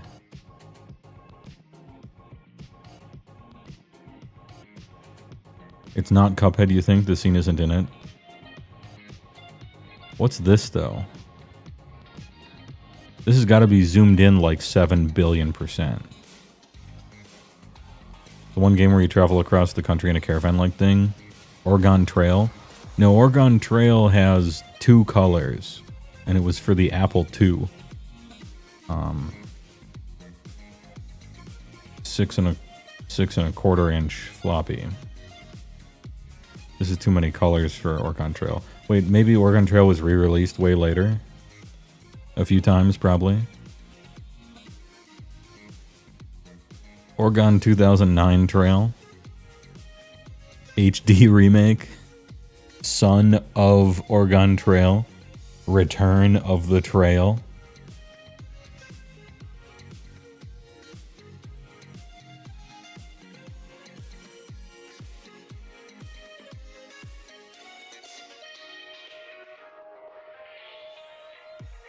Alright. Oregon. Nope. PC and X-Bone.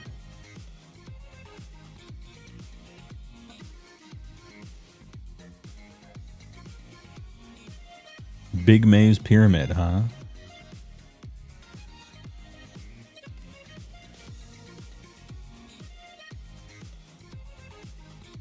Oh, man.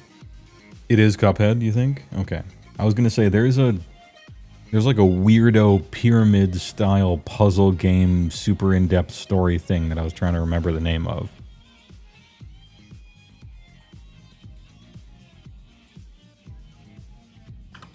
I mean, Cuphead was our easy choice that we kept holstered just in case, right? Break glass in case of Cuphead. What's this from? This is like his eyebrow. It's zoomed in that far. It's like his forehead or something. Anyway, good shit. We got it. What the X is X1? It's the X-Bone. Xbox version 4. Can you view the source image?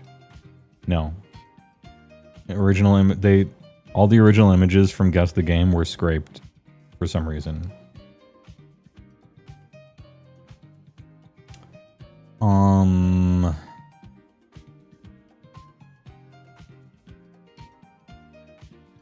What could this be? Is this the rat game?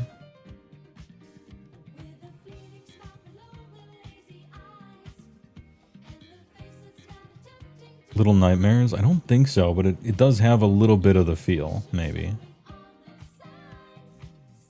Forge and God of War, that could be one of the new God of Wars. When did the newest God of War come out? Was it 2022 yet? What's the second newest one? Wad of Gore. Ragnarok was the most recent one, but what was Dad of Boy? What was that one called?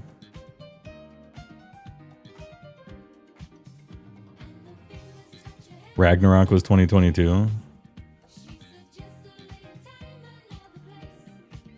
Dad of Boy was just God of War. And it was December, so the game would have come out already. I'll say Ragnarok. No. Metacritic score 86.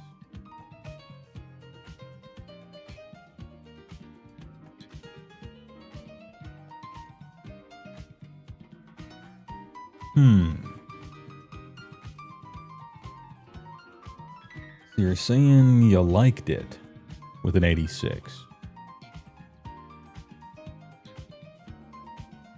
This is fairly typical Brush.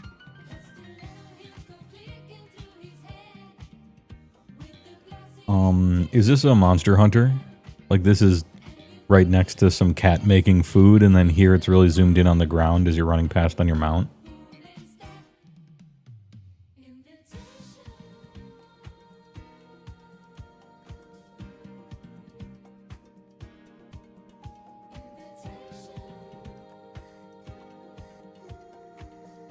Path of Exile, it kind of does a little bit, but could the shadow mean something?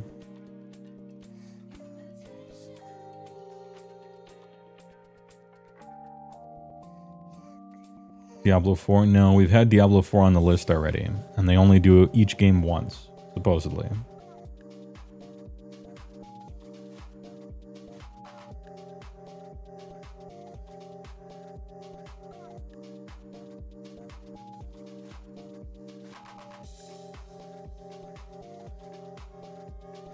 I mean, I'll give her a whirl. Did Witcher come out in 22? No. Came out a long time ago. I don't think it's Path of Exile, but I'll try it. It's Path of Exile.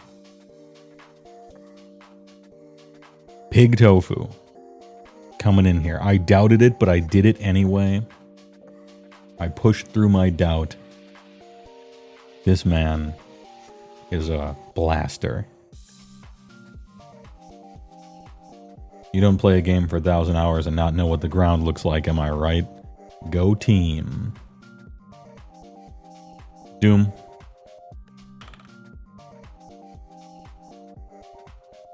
Don't try me. Get out of my face.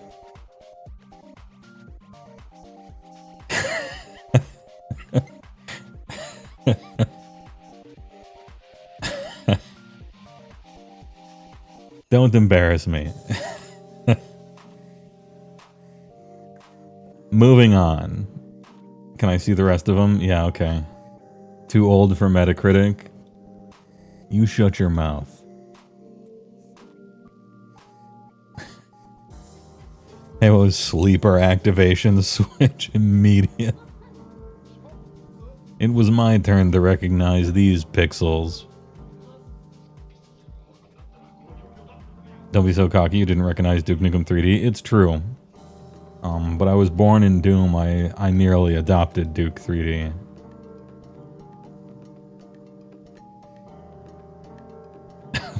Full weapons grade.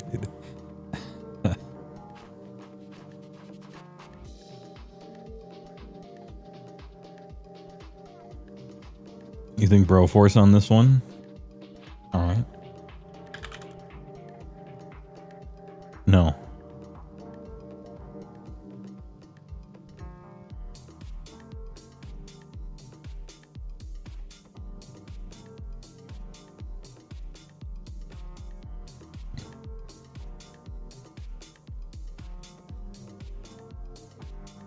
Katamari Damacy, you think, or is it a Waffle House? I don't know if I don't think this is Katamari. Also, it got a higher... Surely it has a higher score than that. Ultimate Chicken Horse. The 2D game with the sad young lady that some streamers played. What was that called? Wasn't that like a darker game, though? I thought that was a darker game. It wasn't quite so happy, but maybe that was the... Grius? Her name is Misery or something?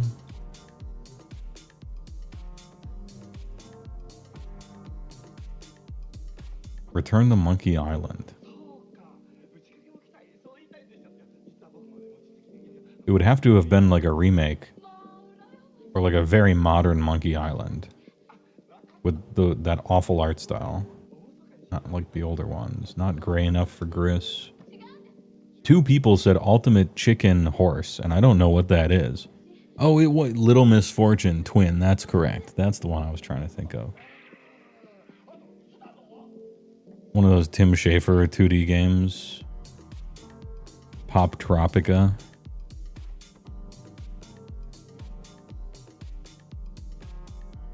Is Ultimate Chicken Horse... You remember it had a 2D remake in 2022. Okay.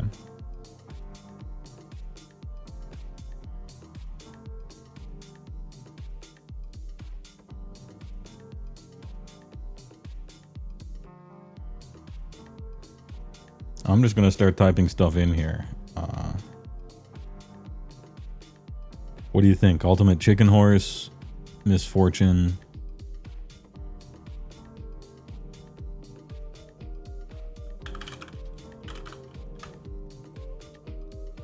You are right. I've never heard of this game. I don't know what it is. But you did it.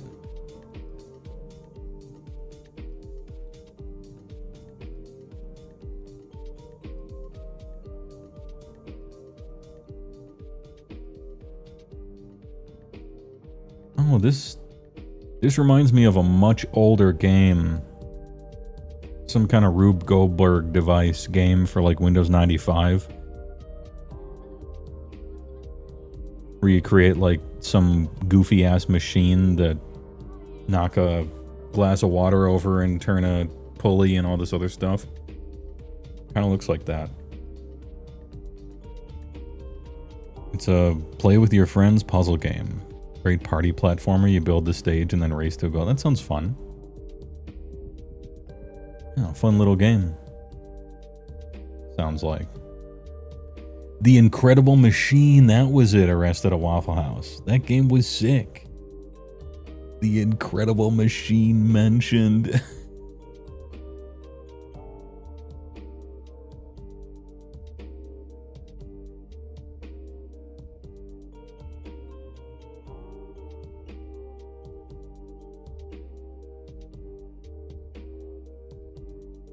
What could this be?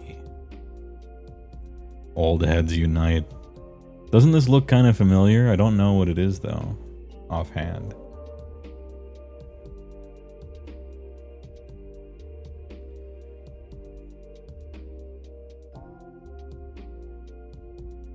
I know it's not, but it's kind of like Legacy of Kain, or not Legacy of Kain, the 2D Kain game, where you play as Kain. Blood Omen? I don't think it is, but it kind of just reminds me of it a little bit. Death's Door, New Ghouls and Goblins.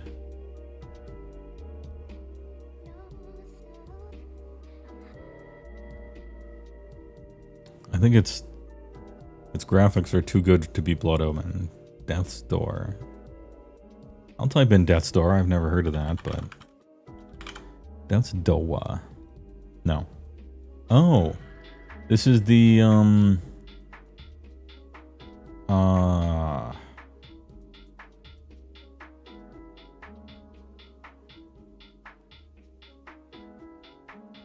so familiar looking.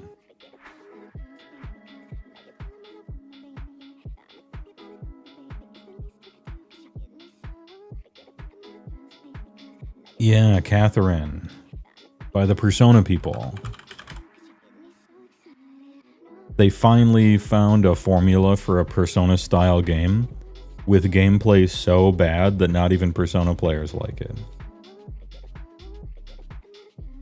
The story was cool, though. Except I hated the main character so much that it actually ruined it for me. I guess I just have a lot of complaints with Catherine. God damn, I hate the main character of this game. It's like the ultimate disgusting Japanese main character guy. Just a revolting human being. Just say you're not interested. You fuck. Anyway, good shit, it was Catherine.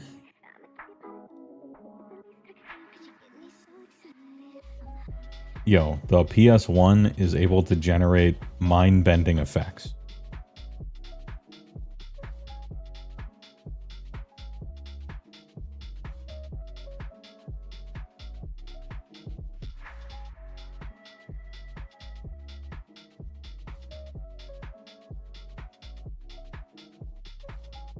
What background... What PS1 game is this?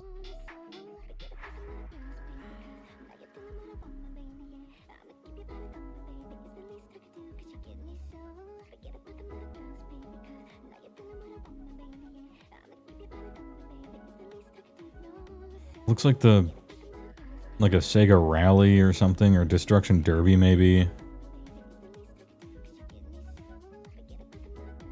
Cyberpunk 2077 on release PS4 version. Ooh.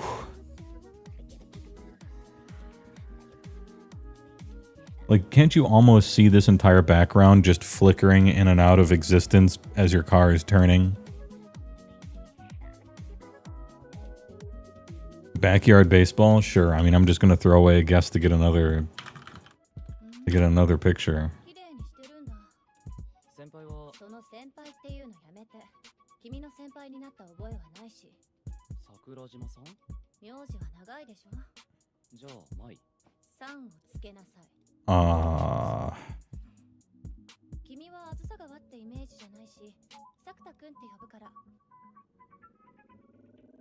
Hmm. 90% Metacritic score. 90%.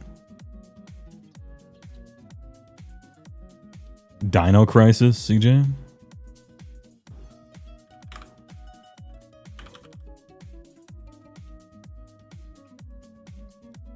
No.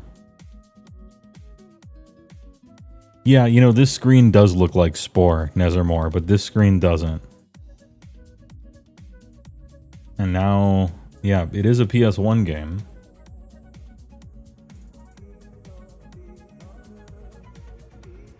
It's a Sonic. There wasn't a Sonic game for PS1, was there?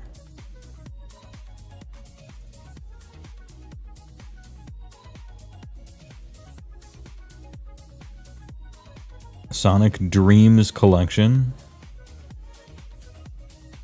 Were they already making stuff for PS1?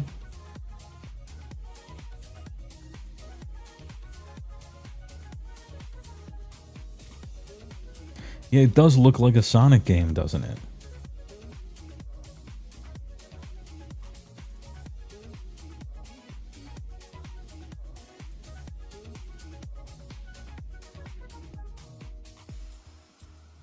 But it's on PS1.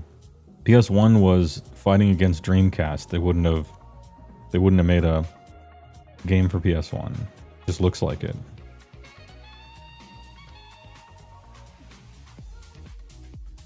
Or I mean Saturn, not Dreamcast. Ape Escape? Wasn't Ape Escape for Nintendo? No. I don't know what Ape Escape was for.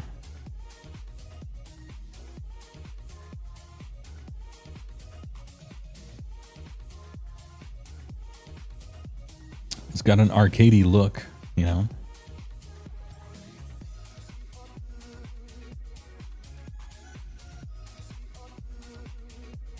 It's not a Spyro, is it? Or something like that?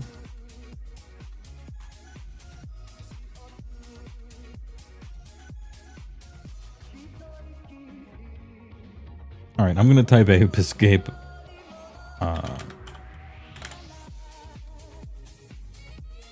And I'm gonna win. On the back of Null Builder. This guy knows his Ape Escape routes. Got him.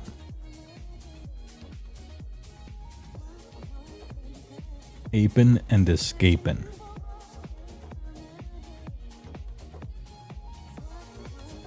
Minesweeper.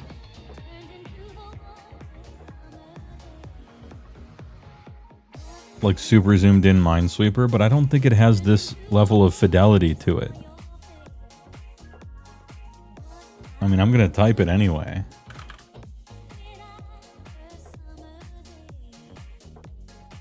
Yeah. Old heads unite. Oh, Minesweeper 2000. Sure, sure. Yeah. Minesweeper, my goat.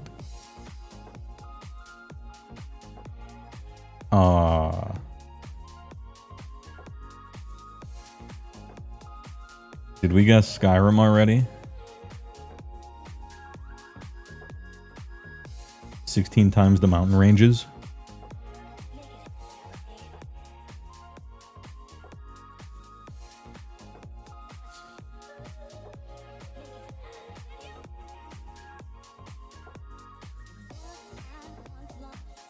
Yeah, it's not Skyrim.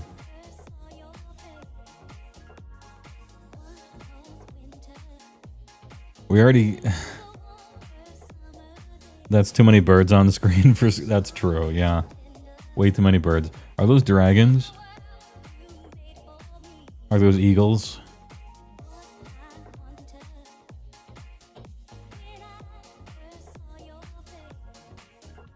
Old heads and or girl DM fans for Minesweeper. Oh, does she play a lot of Minesweeper?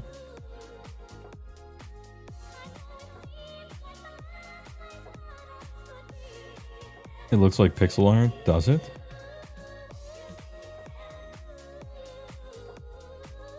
Well, let's pretend it is, then what would this be? I think it's just like a blurry, zoomed in screenshot.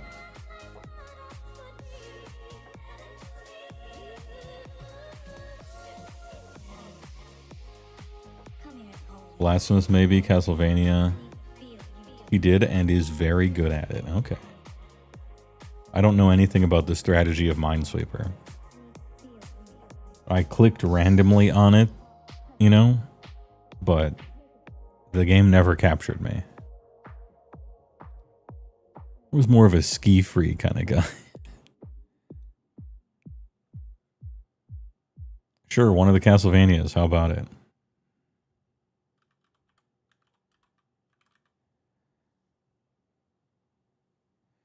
What's the newest Castlevania called? Man, there's a lot of them. Is there a new Castlevania? I mean, it's just... You just said that because there's a castle in it, right?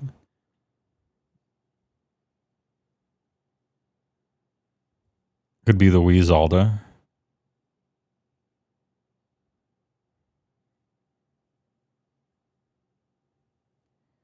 Does that have birds in it?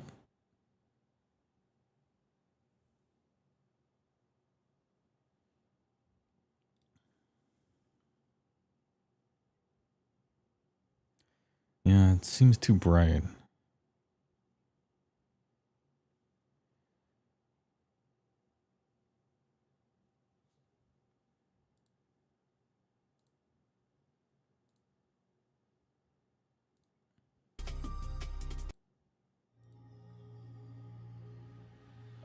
Is there a slow Castle Forest 3000? Is there a snow level in Blasphemous? I don't know. I'm gonna type it in. I thought Blasphemous was like... Alright. This is so generic looking that it literally could be anything. No, okay. We just need more pictures. Okay, it's a hut.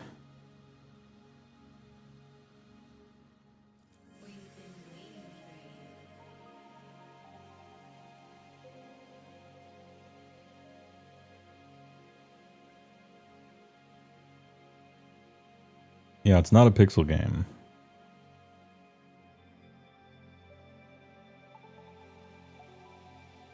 It's so generic, I don't know what it could be.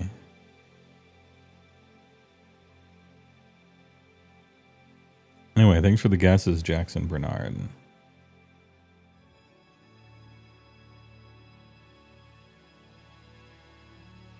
Witcher 3? I think we've already guessed. I think we already had a Witcher 3.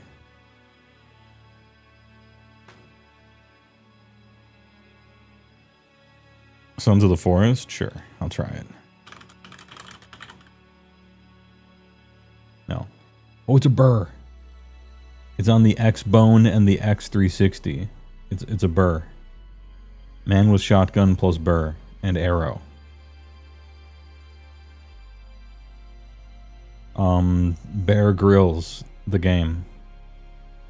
Cabela's big walk up to a bear and shoot it game.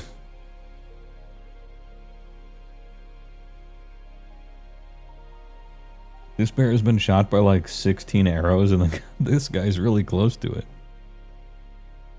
This is Far Cry. Bears of War 2. It's not Far Cry because Far Cry came out for computer as well. And this original platform was X-Bone. Cabela's Dangerous Hunts. I'm actually going to say that, even though that sounds so stupid. Dangerous Hunts 2013. Xbox 360 and the X1. Was that 2013? Was that the time period?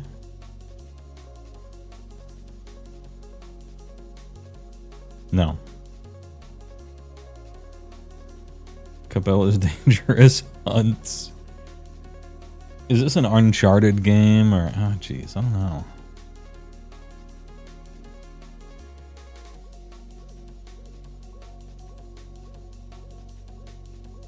We only have 2 guesses left. I'm starting to sweat. Yeah, Uncharted is PlayStation, you are right.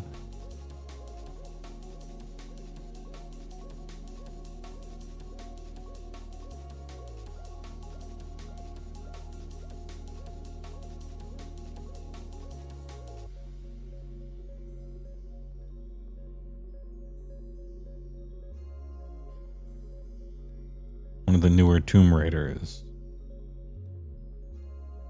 Oh, yeah, maybe.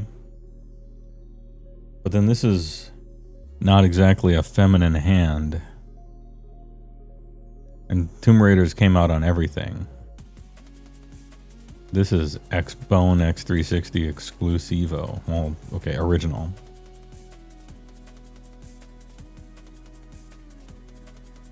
Hunter x Hunter Bear Grylls.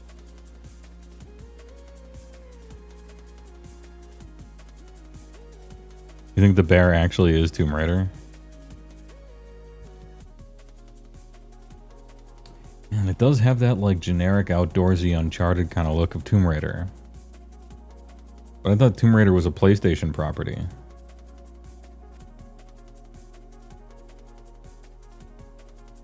The Hunter Call of the Wild, is that an educated guess? We only have 2 left. New one, yeah, new ones I guess were on everything.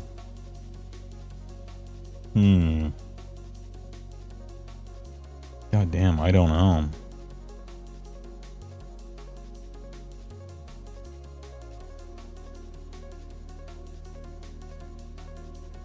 Rise of the Tomb Raider.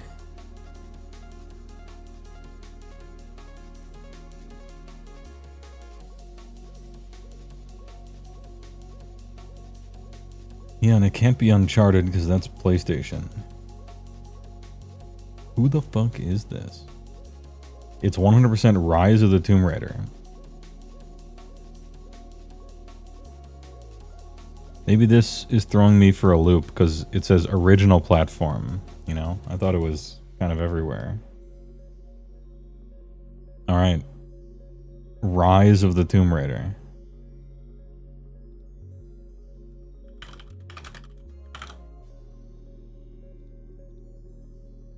It's true. It's all true. Damn, that was close. Yeah, we would have got it with the last one at least. Damn, that one was hard. It's so generic. But we persevered.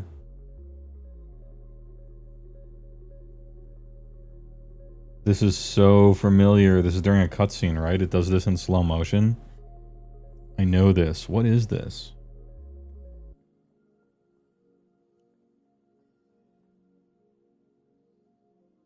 Yeah, I think it is Max Payne. I think it's Pax Main.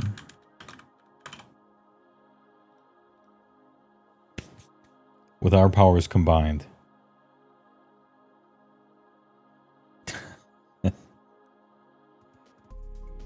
Max Payne. Got him. Sorry for the short intrusion, but it helps keep the site going. Don't want to see this? Consider supporting us. See what? I use Brave browser. Anyway, we'll skip it. Max Payne 2, Fall of Max Payne, or Max Payne 3 that I only just realized existed the other day.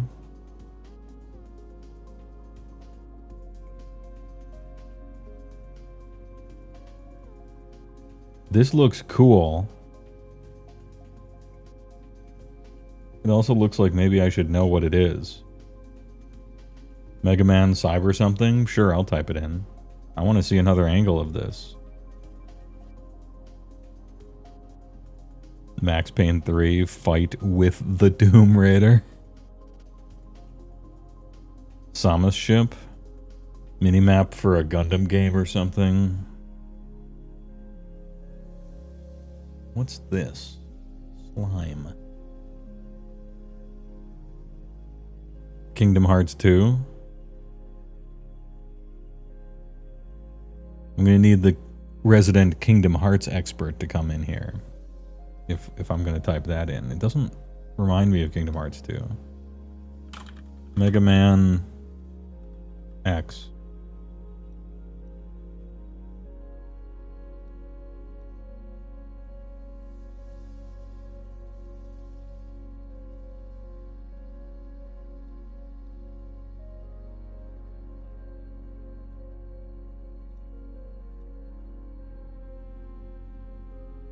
Hmm. 92%. Huh? I think it's yeah, Metroid. Seems like a viable choice. It's one of the Metroids. Oh, GBA. Thanks. Metroid GBA. Oh. What was the Metroid for Game Boy Advanced called?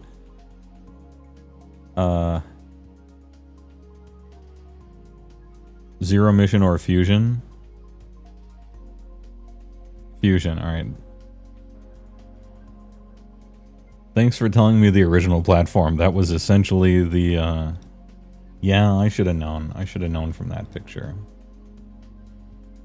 We got him through our detective work. Hell yeah.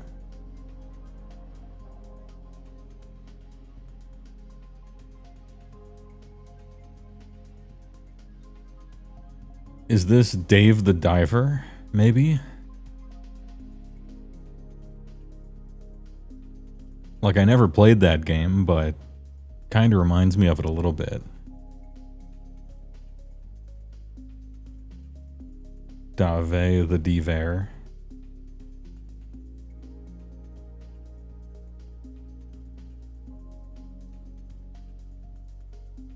I don't think so, but just a little bit Hyperlight Drifter, but I know it's not.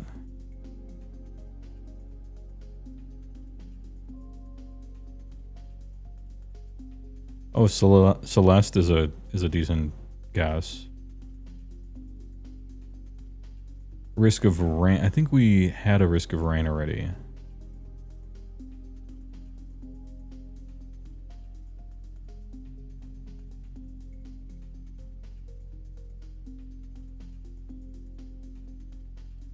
Seems like the kind of game that second picture would just do it, right? I'll try Celeste. No. It is Hyperlight Drifter. I should have went with my first guess. Yeah. Yeah. It is Hyperlight Drifter.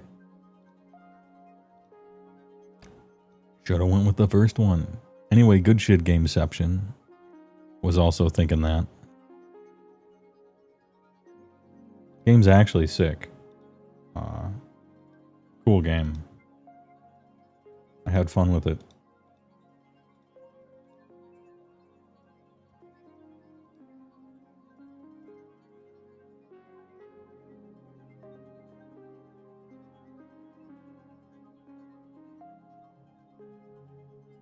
It's a dragon, right? It looks like this looks like the Dragon Ball dragon from Dragon Ball. With the snoot mustache. Touch Grass, the game.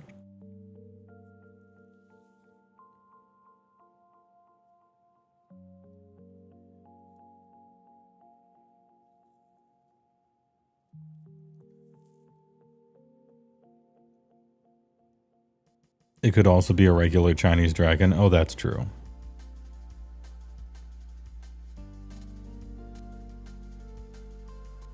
Coca-Cola shirt detected. I bought it at Kohl's. It's technically a shirt. I don't... Dragon Ball game. There's a lot of Dragon Ball games. This will at least narrow it down to 30.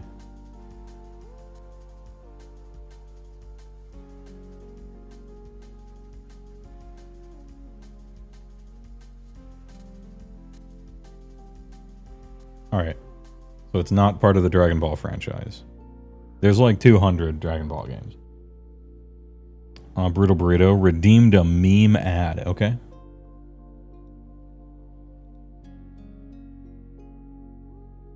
Uh, 82%. Dragon Detective Poirot.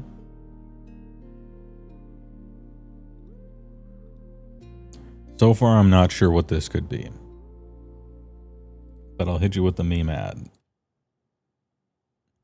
Yeah, N64 vibes maybe. Although the water looks too good for that. BRB.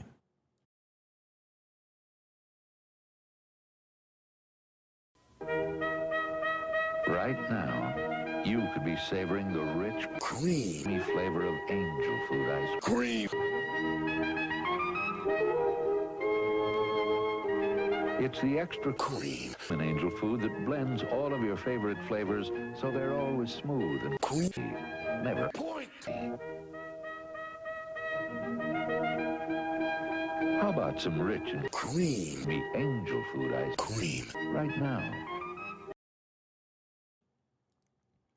It's not Grim Fandango. It had a Metacritic score much higher than 82.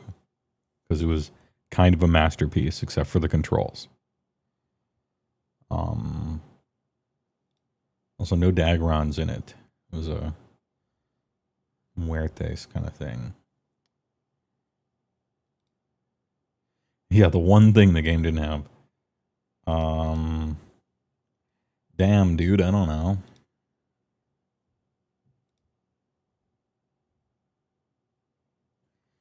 82%.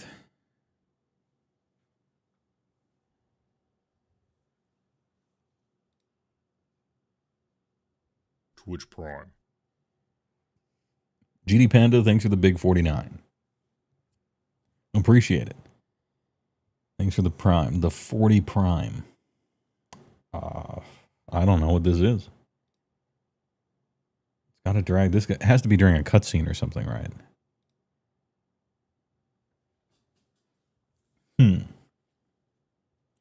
I want a third opinion.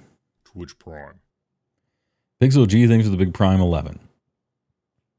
Rats are back, baby. They were never gone. Baldur's Gate 2? No. It was in the, what's it called engine? It wasn't 3D. Unless this is so zoomed in, I don't know. It also got a higher score than 82. For sure. Anyway, thanks for the double subs. Legend of Dragoon. I mean, maybe. Looks like Kingsfield. Sure, I just want to see a third picture. Kingsfield. Oh ho.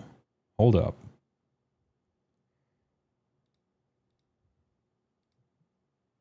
Just 1 minute.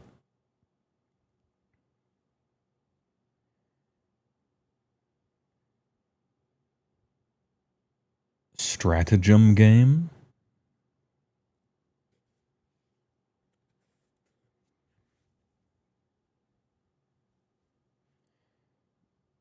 Crusader Kings? Oh, I forgot to turn the music back on.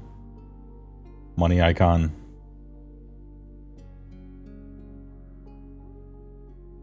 You think it's Europa Universalis 3? Alright. You just subbed, so you have to know.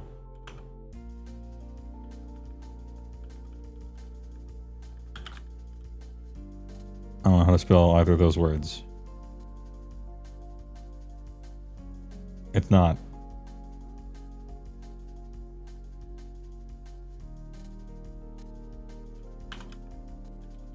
Crusadoler Kings. Wait, hold on. The number 2 or Roman numeral 2?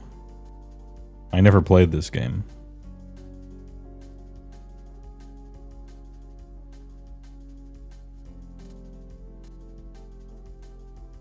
The Roman numeral 2.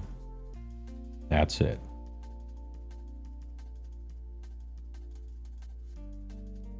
These first two screenshots, though, what is this? I mean, these two, okay. All you need was the map.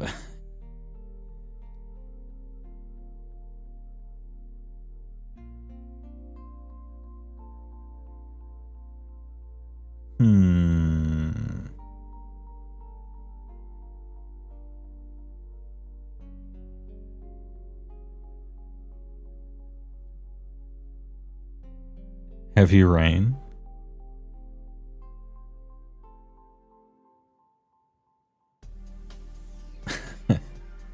It could be, I mean, it could be, but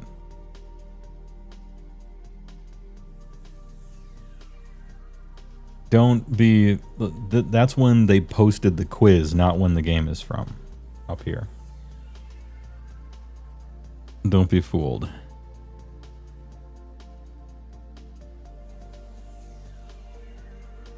I feel like Heavy Rain was just so dark and dreary all the time. I don't know if it had the fidelity for this. Jason! And the dude purposely failing all of them during the chase scene, that was so good. Man, that guy makes terrible games. Holy.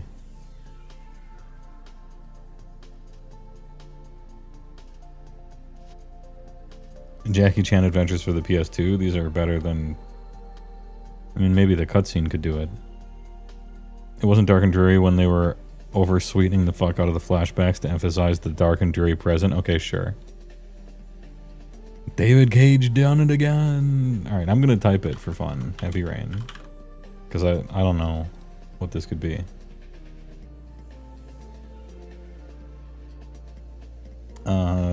Definitely still don't know what this could be.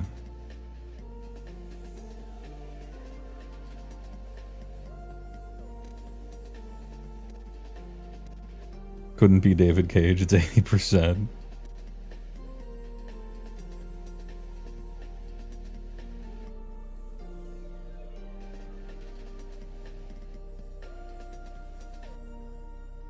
Saints Row remake vibes. Alright. GTA 5? Hold on.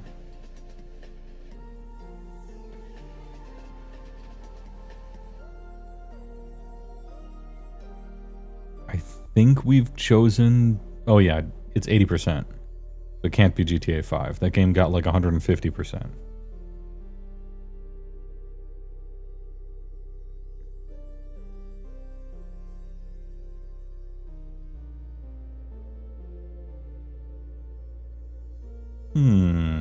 Maybe not Saints Row remake that tanked hard.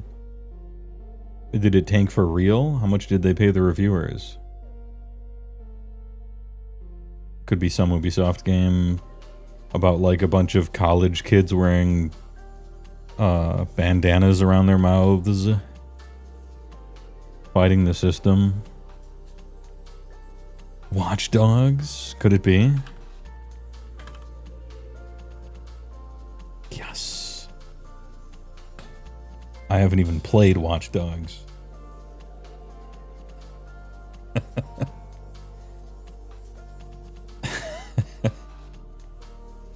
Huge.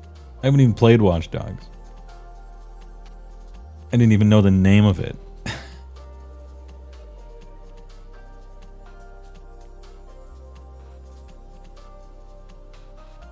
This has to be some sort of Assassin's Creed, right?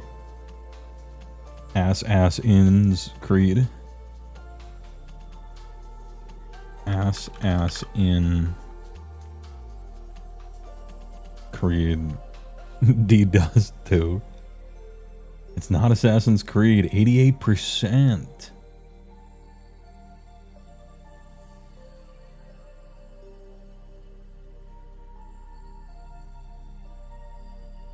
Yeah, it is. Actually, hold on, it is. You're not joking.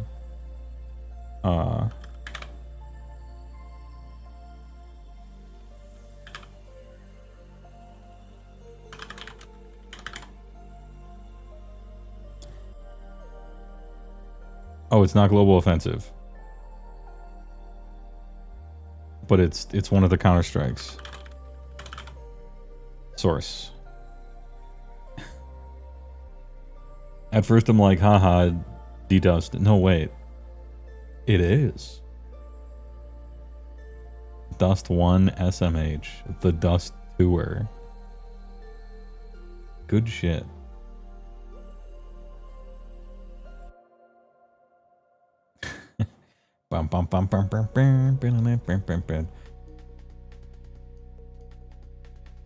This one might be hard because it looks... This game looks about as old as I am. And yet I don't recognize it. It's not Undertale. Oh yeah, Duck Hunt. I don't remember a red flower, but maybe I just remember the fucking dog. Yeah, with the light gun. Dunk Hunt. I'm seeing how much I can misspell these before it, It's not Duck Hunt. But it is too old for Metacritic.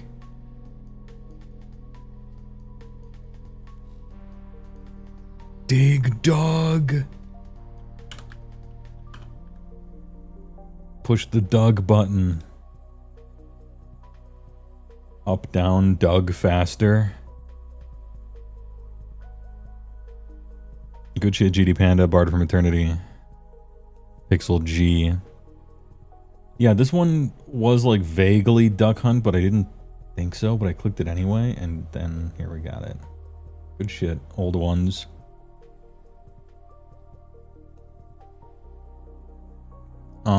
This is the climbing up forever game, right?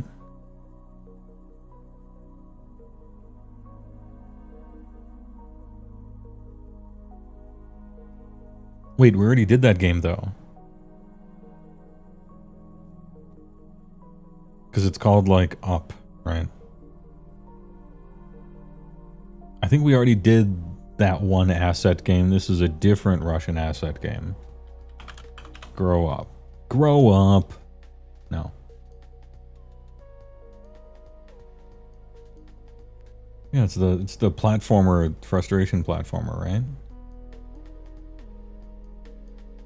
Always up.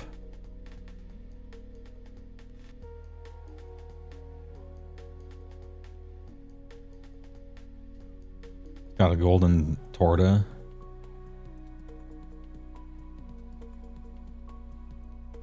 Splatoon, says T-Ballock. Oh, I was thinking of Only Up. Yeah.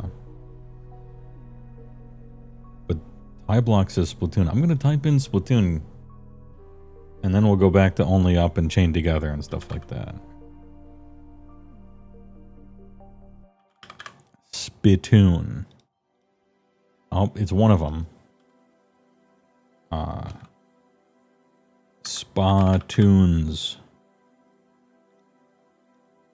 Splatoon 2. Splatoon with a tune. Fudo beer. Fog beer. Fog beer. T-Block, nice call with the Splatoon. You did it. Good work. We were thinking of Russian asset games. Had us for a loop. If my beer ain't foggy, forget it.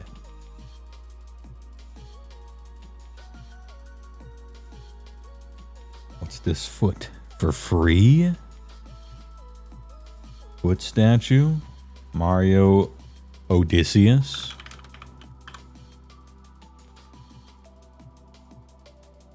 Yeah, everyone was typing it. Living John, Old Pixel G, Bard getting it. Mario Odyssey. The Mario Odyssey. Okay, well this one probably would have... Buh? I'm gonna do a real one.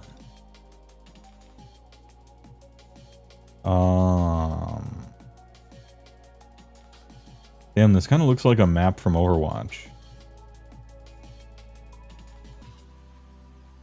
Oh, and because it kind of looks like a map from Overwatch, it's actually Valorant. A unique game, do not steal. Yeah.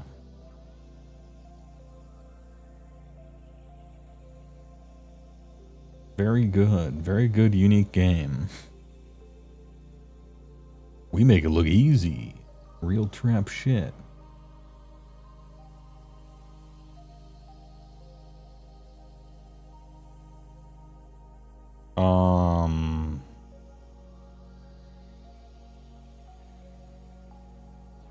Does this kind of look like the night scene from Road Warden? I don't think so. Noida? As in reconnoiter? Like looking around? You can play it on the Noida N-Gauge?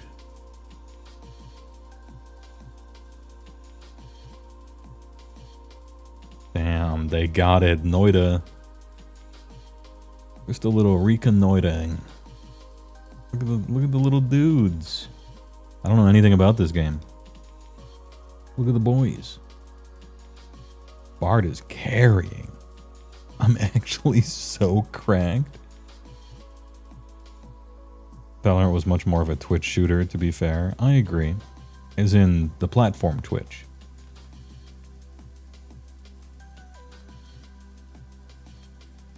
We're getting too many games from the era that I started checking out.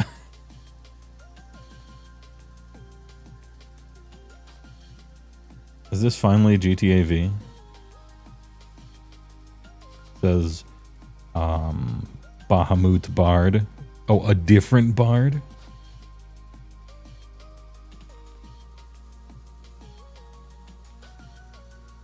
Dance Dance Elysium? I thought that game was isometric though. Deus ex-girlfriend too.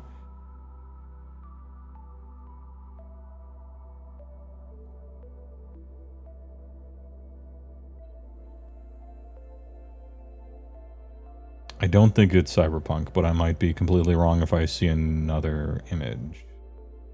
DMC remake.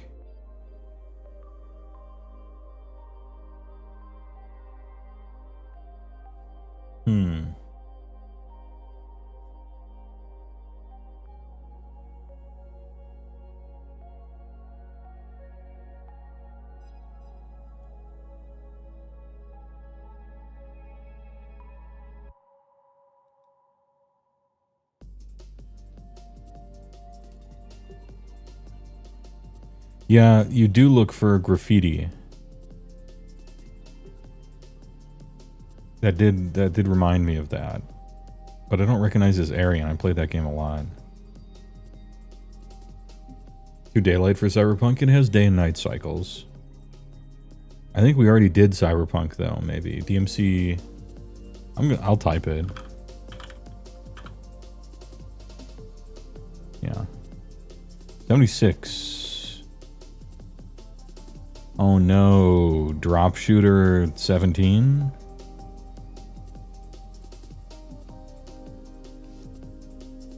It's Spec Ops The Line. Pixel, he knows. He's a knower.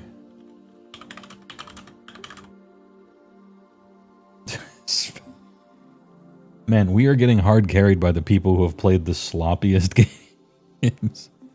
And we are rewarded for it.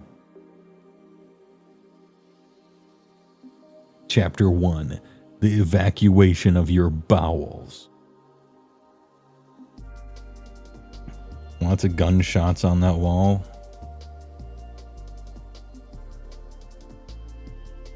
Really some deep cuts. Oh, it's Skyrim again. It's Skyrim again.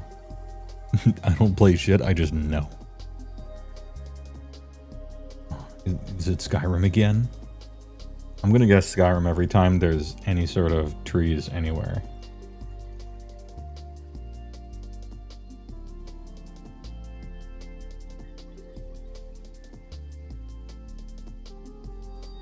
Dragon's Dogma? Oh, Dragon's dog shit. Dude, that game fucking sucked. That might have come out in 2022.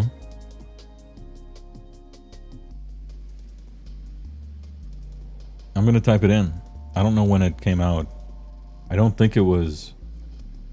Was it 3 years ago already? Dragon's dog shit. No. Yeah, 78% is too high for Dragon's Dogma. And also, it came out too recently. That's Ass Creed Valhalla. Okay. Ass in Creed. There's two different Valhallas. No. Oh, is it? No, it's not Monkey Game.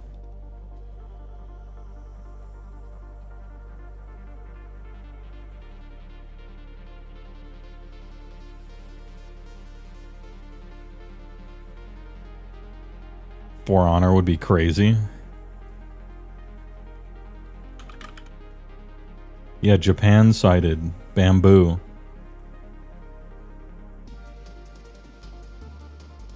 It's For Honor. Foreigner.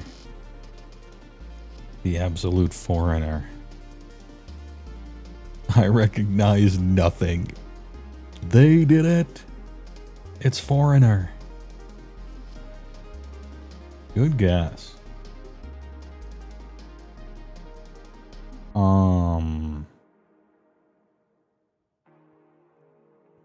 That one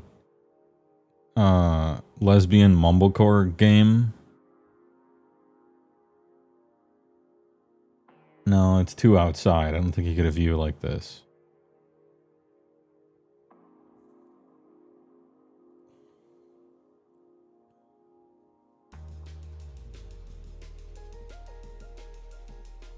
right. Tom Clancy's, Jack Black's, Disney's Rainbow Six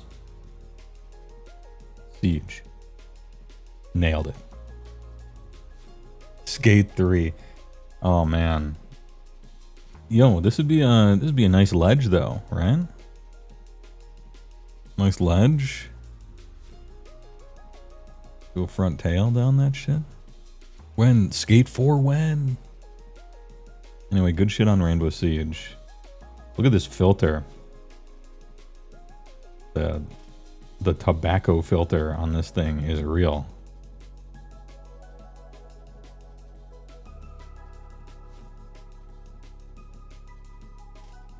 I gotta sneeze.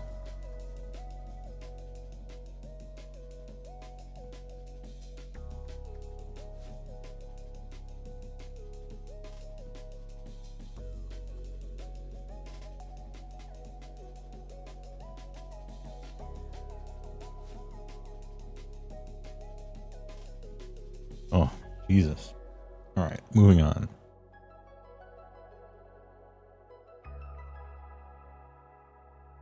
Niagara Falls, the game.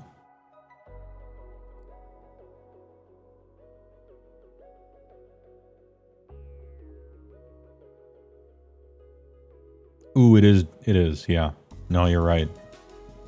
Yeah. Hidumpo Columbos. Death Strandling. Death Straddling. No. Wrong. It could have been, though.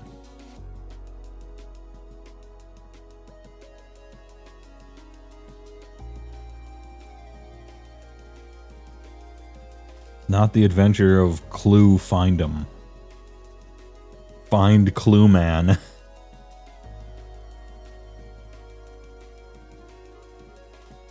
Jedi game. 79%. The first Jedi game? It is definitely not the first Jedi game. Oh, wait. You don't mean Jedi Knight 1 for the PC. For the Pentium 2. You mean a game called The First Jedi. Or Jedi Fallen. Star Wars Fallen? Jedi Fallen? Jedi Falling Order. Yes, you are right.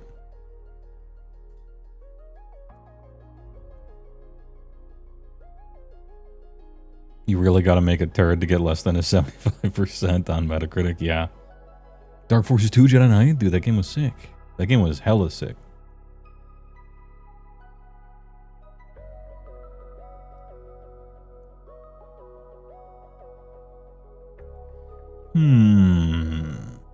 What do we have here? Looks like it will be really recognizable. That's Into the Breach, somebody says. I believe him. Into the Beach.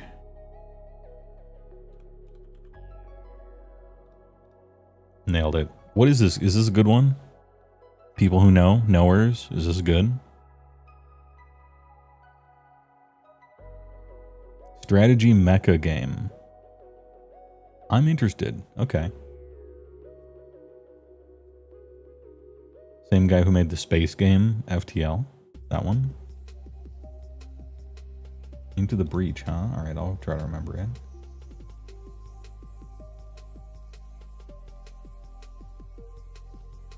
RP&A.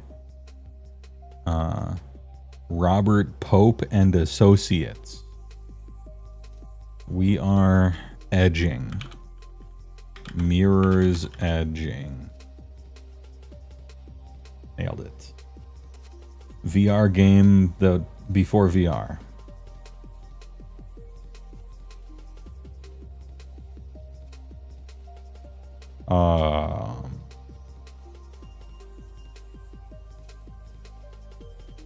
Once again, I say Skyrim or Ico or the one with the big retarded dog thing that was also maybe possibly a bird. It's not Shadow of the Colossus. Well, maybe Shadow of the Colossus, but I think I chose that already somewhere else. It's Ico or The Last Guardian or Shadow.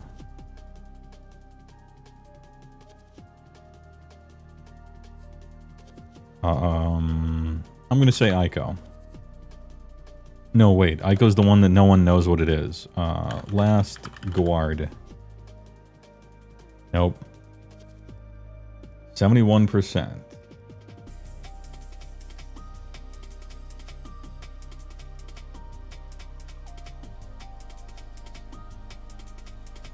It's not The Last Guardian. This is way too good looking for Shadow of the Colossus. And way too low of a score.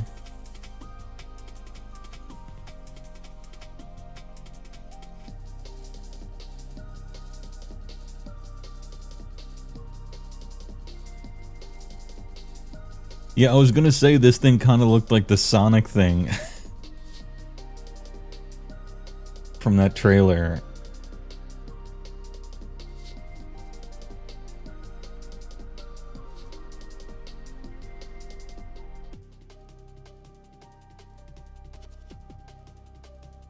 Not enough floating platforms. Individual pixels pretending to be rain on the edge of this. It might actually be Sonic. Skyrim. Sonic Front. Yeah. It's the only one that could have scored that low. It's the only one that could have been that bad. Ooh. Oofta. Anyway, good shit except this game.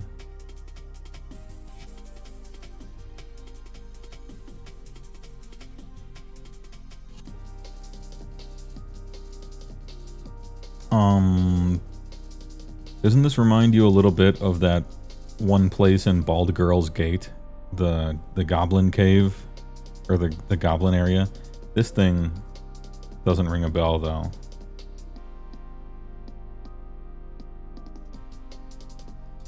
That might be a targeting reticle or something. It looks kind of old, or maybe zoomed in. Darksiders, maybe?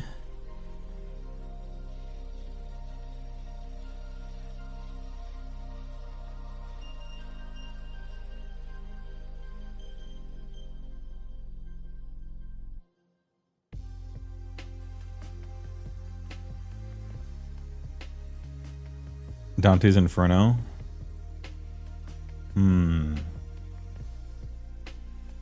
I think we chose that already, but I'll type it in. No. It might be Darksiders. Everything looks Todd McFarlane fucking thick.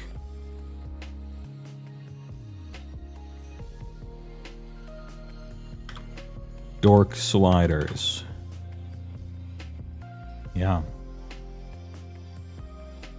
Technically my first guess. Dork Sliders. Let's go.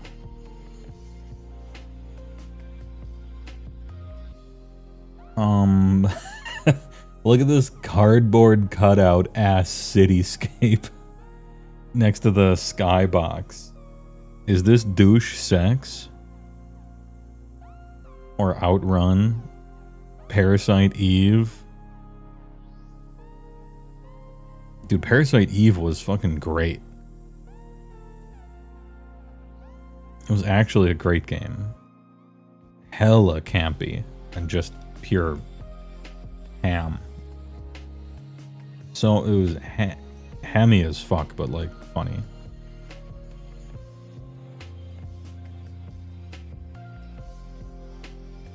I'm gonna say douche sex.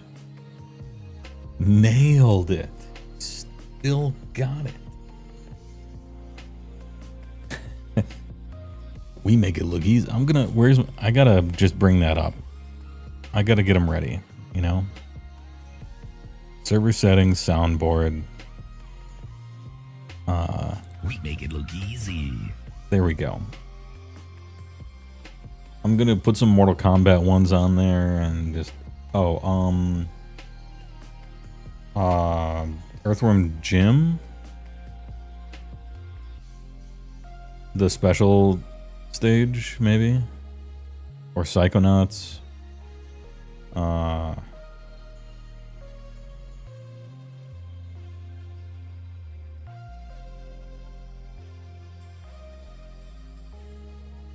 Toe Jam and Earl, maybe.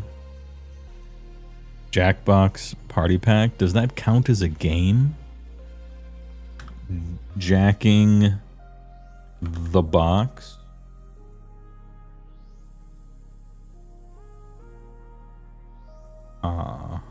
No.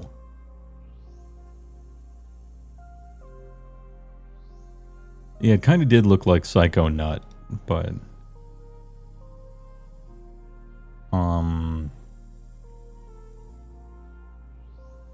not Gungian.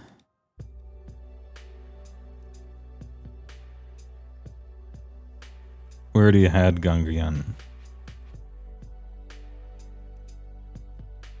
Nuclear Throne says arrested at Waffle House. Nuclear Throne.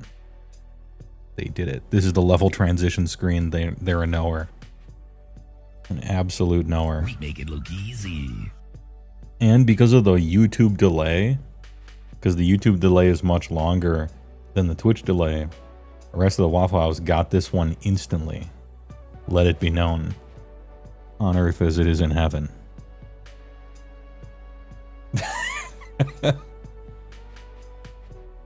Craigasm.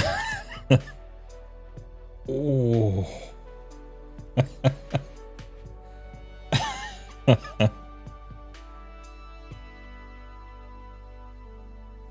Yeah, we got Red Alert. I mean, Red Alert, dude. Look at his face, dude. Look at this dude. Oh, the top of his head. Red Alert 2. What a wonderful addition to gaming. This is an emote. This is dude, perfect. What else we got? He's got the toothpick. Green underlit.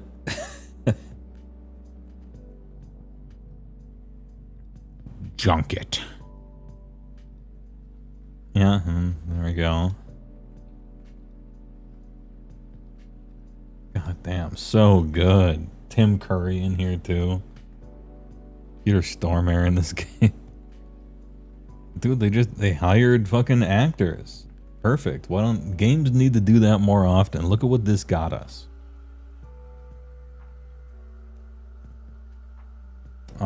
Damn, you know, like I want to say Half-Life 2, but it's not. Source Engine kind of looking ass game.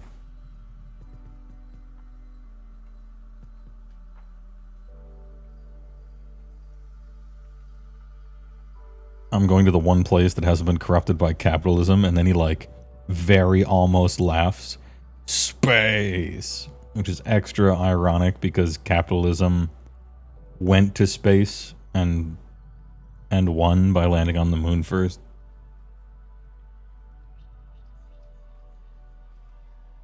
But communism produced the first satellite. And killed the first several dogs and humans. So, there is that. Such a good clip. Looks like Silent Hill 4, The Room. Alright.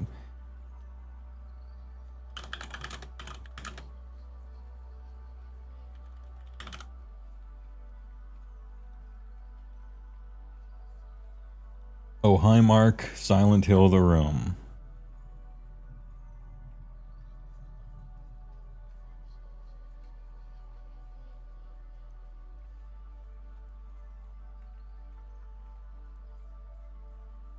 I never played this game.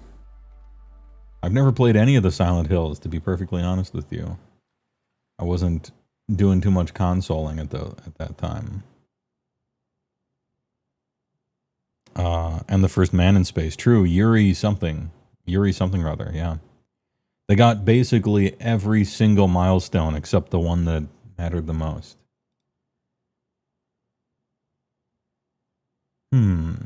A fish bird. Fish bird on a blanket, huh?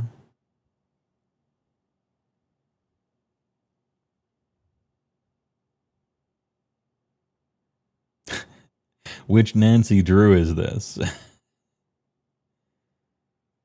It's got a little tape recorder thing too. Looks like a Game Boy. Nancy Drew may actually be a soul read. Do you know how many Nancy Drews there are? Sigmar, iPod 1, a Zune. The one with hounds? Alright. I know Plibbit played it. Nancy Drew Hound.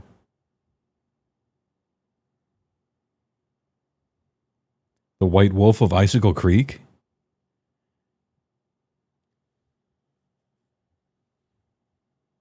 The Hidden Staircase. Tea Party Time.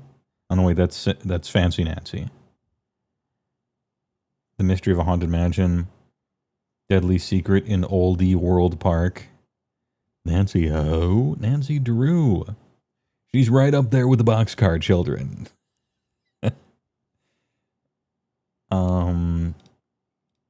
No, it's not a Nancy. It's not a Nancy Drew game. I didn't think it was. Yeah, the Hardy Boys.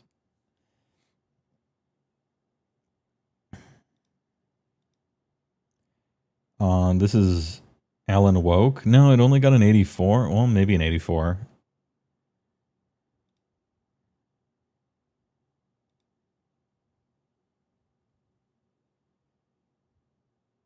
This fucking amateur doesn't know the difference between Nancy Drew and Fancy Nancy. Yeah, this is no longer condemned. Made you think of XCOM for a minute? Oh, because of the crate? Yeah. Shenmue 3? I don't think they had the budget for night scenes. Left 4 Dead. I think we did a Left 4 Dead already, but maybe not. Evil Within 2? I don't know what that is, but maybe. That's two decent guesses. Evil Within 2. No. PC, PS4, X-Bone.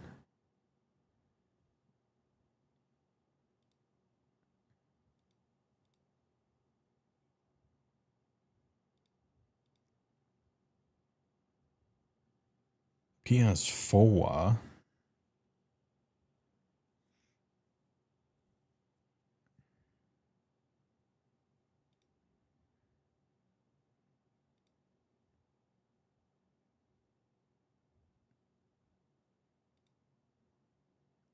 All right, this might sound crazy.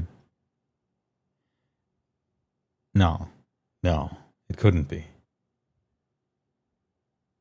Yeah, why does the bird look so bad?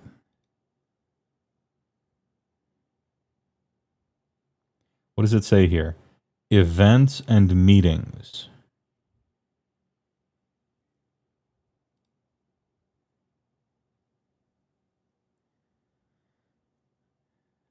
Dad Island? No, I don't think so. It's not Division. I don't know anything about Division. Imagine being the guy who puts up the banner that says contextless events and meetings. Yeah. No contact info, just events and meetings. This feels like a spell effect, right? Like a portal opening or something.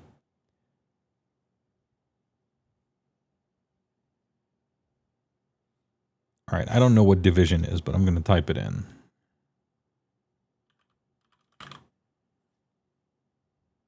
Oh, it's The Division?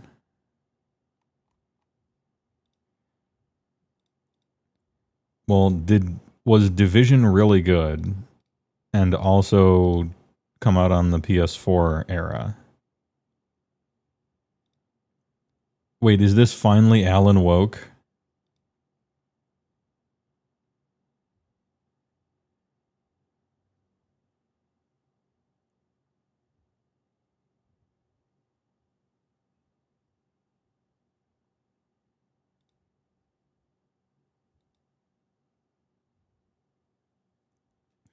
HeyWoah Duty Advanced Warfare.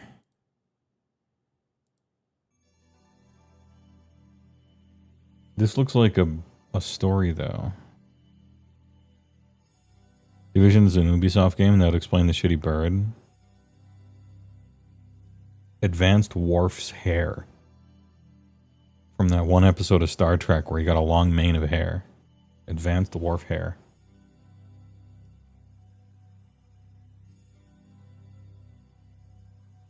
Yeah, you know, it does kind of look like that. I'm going to say Alan Woke. No, it's not. Kelsey OKC. We got the president. Genre shooter. Oh, is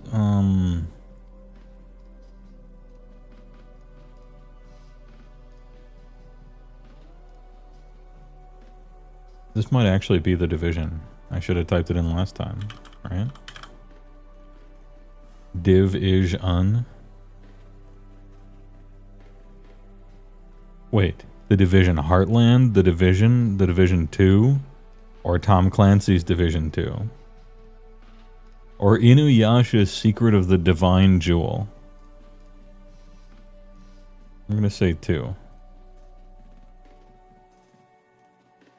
It's 2.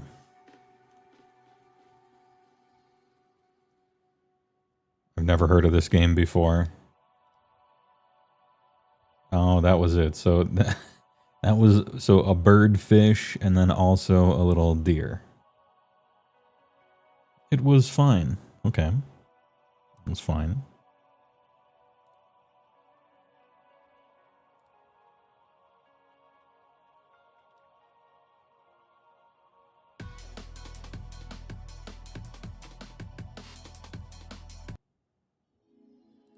Yo, chill. We don't need actual drum and bass. That's for something else. Bin. Looks like a flight computer for a ancient NASA thing, or maybe a nuclear. You hope that deer's okay? It's fine. It was just acting.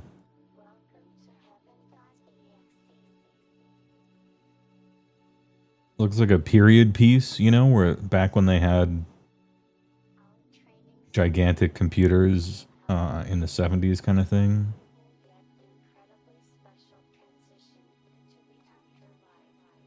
Power.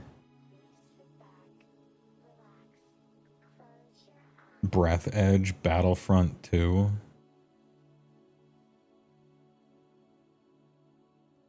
It's not GoldenEye. These graphics are way too good for GoldenEye. Like, shockingly better than GoldenEye. System Shock 2, Electric Boogaloo. I think it's better than that too. Is there a remaster of GoldenEye?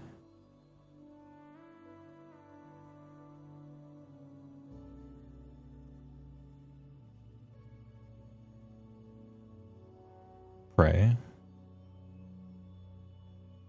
Alien Isolation is an interesting guess. Oh yeah, System Shock Remaster maybe. I mean, the demo had come out by then, I think. Could be a lot of stuff. System Showcock. Oh, it doesn't have the remaster listed. System Showcock. Alright. Who?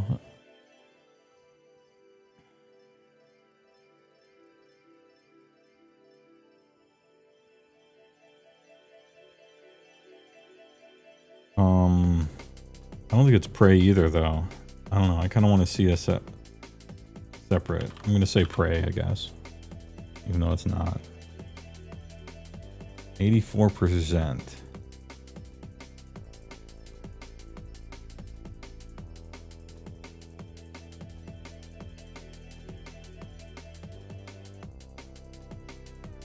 Fallout 4. That's right. Who else would mix old-timey stuff with this time? Yeah. Fallout 4. Yuck. Absolutely disgusting. 84 was pretty high, but I know people liked it, even though it was bad.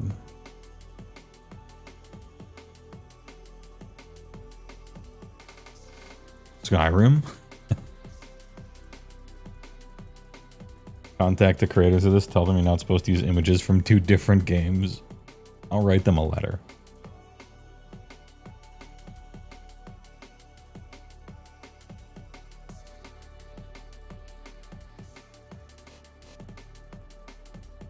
Yeah, I suppose that's on Bethesda's business card, right?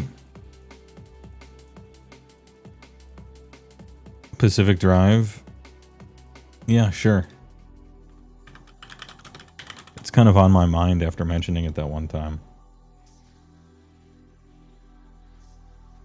83. And it's literally the same 2 screenshots as that Tomb Raider looking one. It's the same pictures.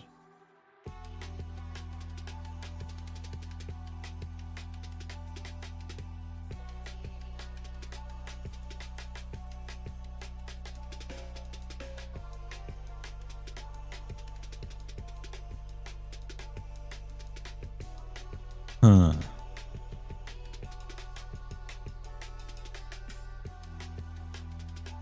Yeah, it could be Until Dawn.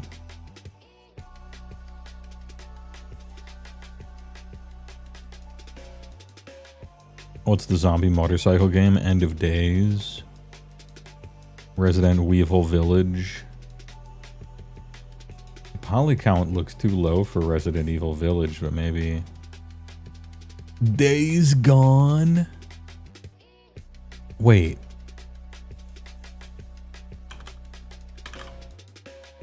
Days Gone Home? No.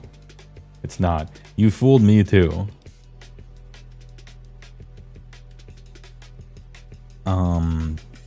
Something Falls. Days Gone. I played that shitty game and I got this wrong.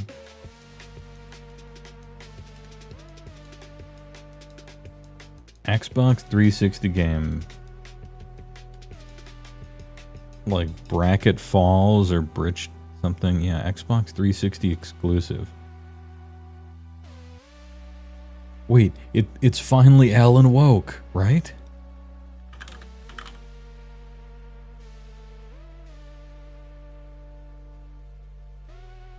Yes. We have guessed Alan Wake so many times. Finally did it. Finally got it. Yeah, and there's the flashlight of power. And there he is!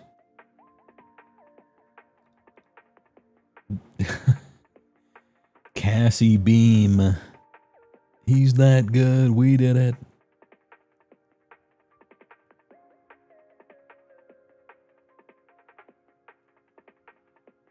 Alright, it's finally Alan Woke. I'm cutting us off. I gotta cut us off.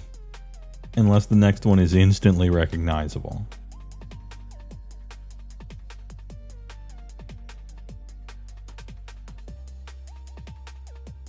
Nope, not instantly recognizable to me.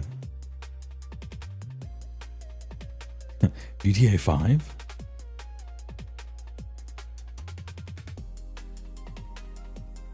We're gonna see Escape Velocity Nova. Solid Snoke?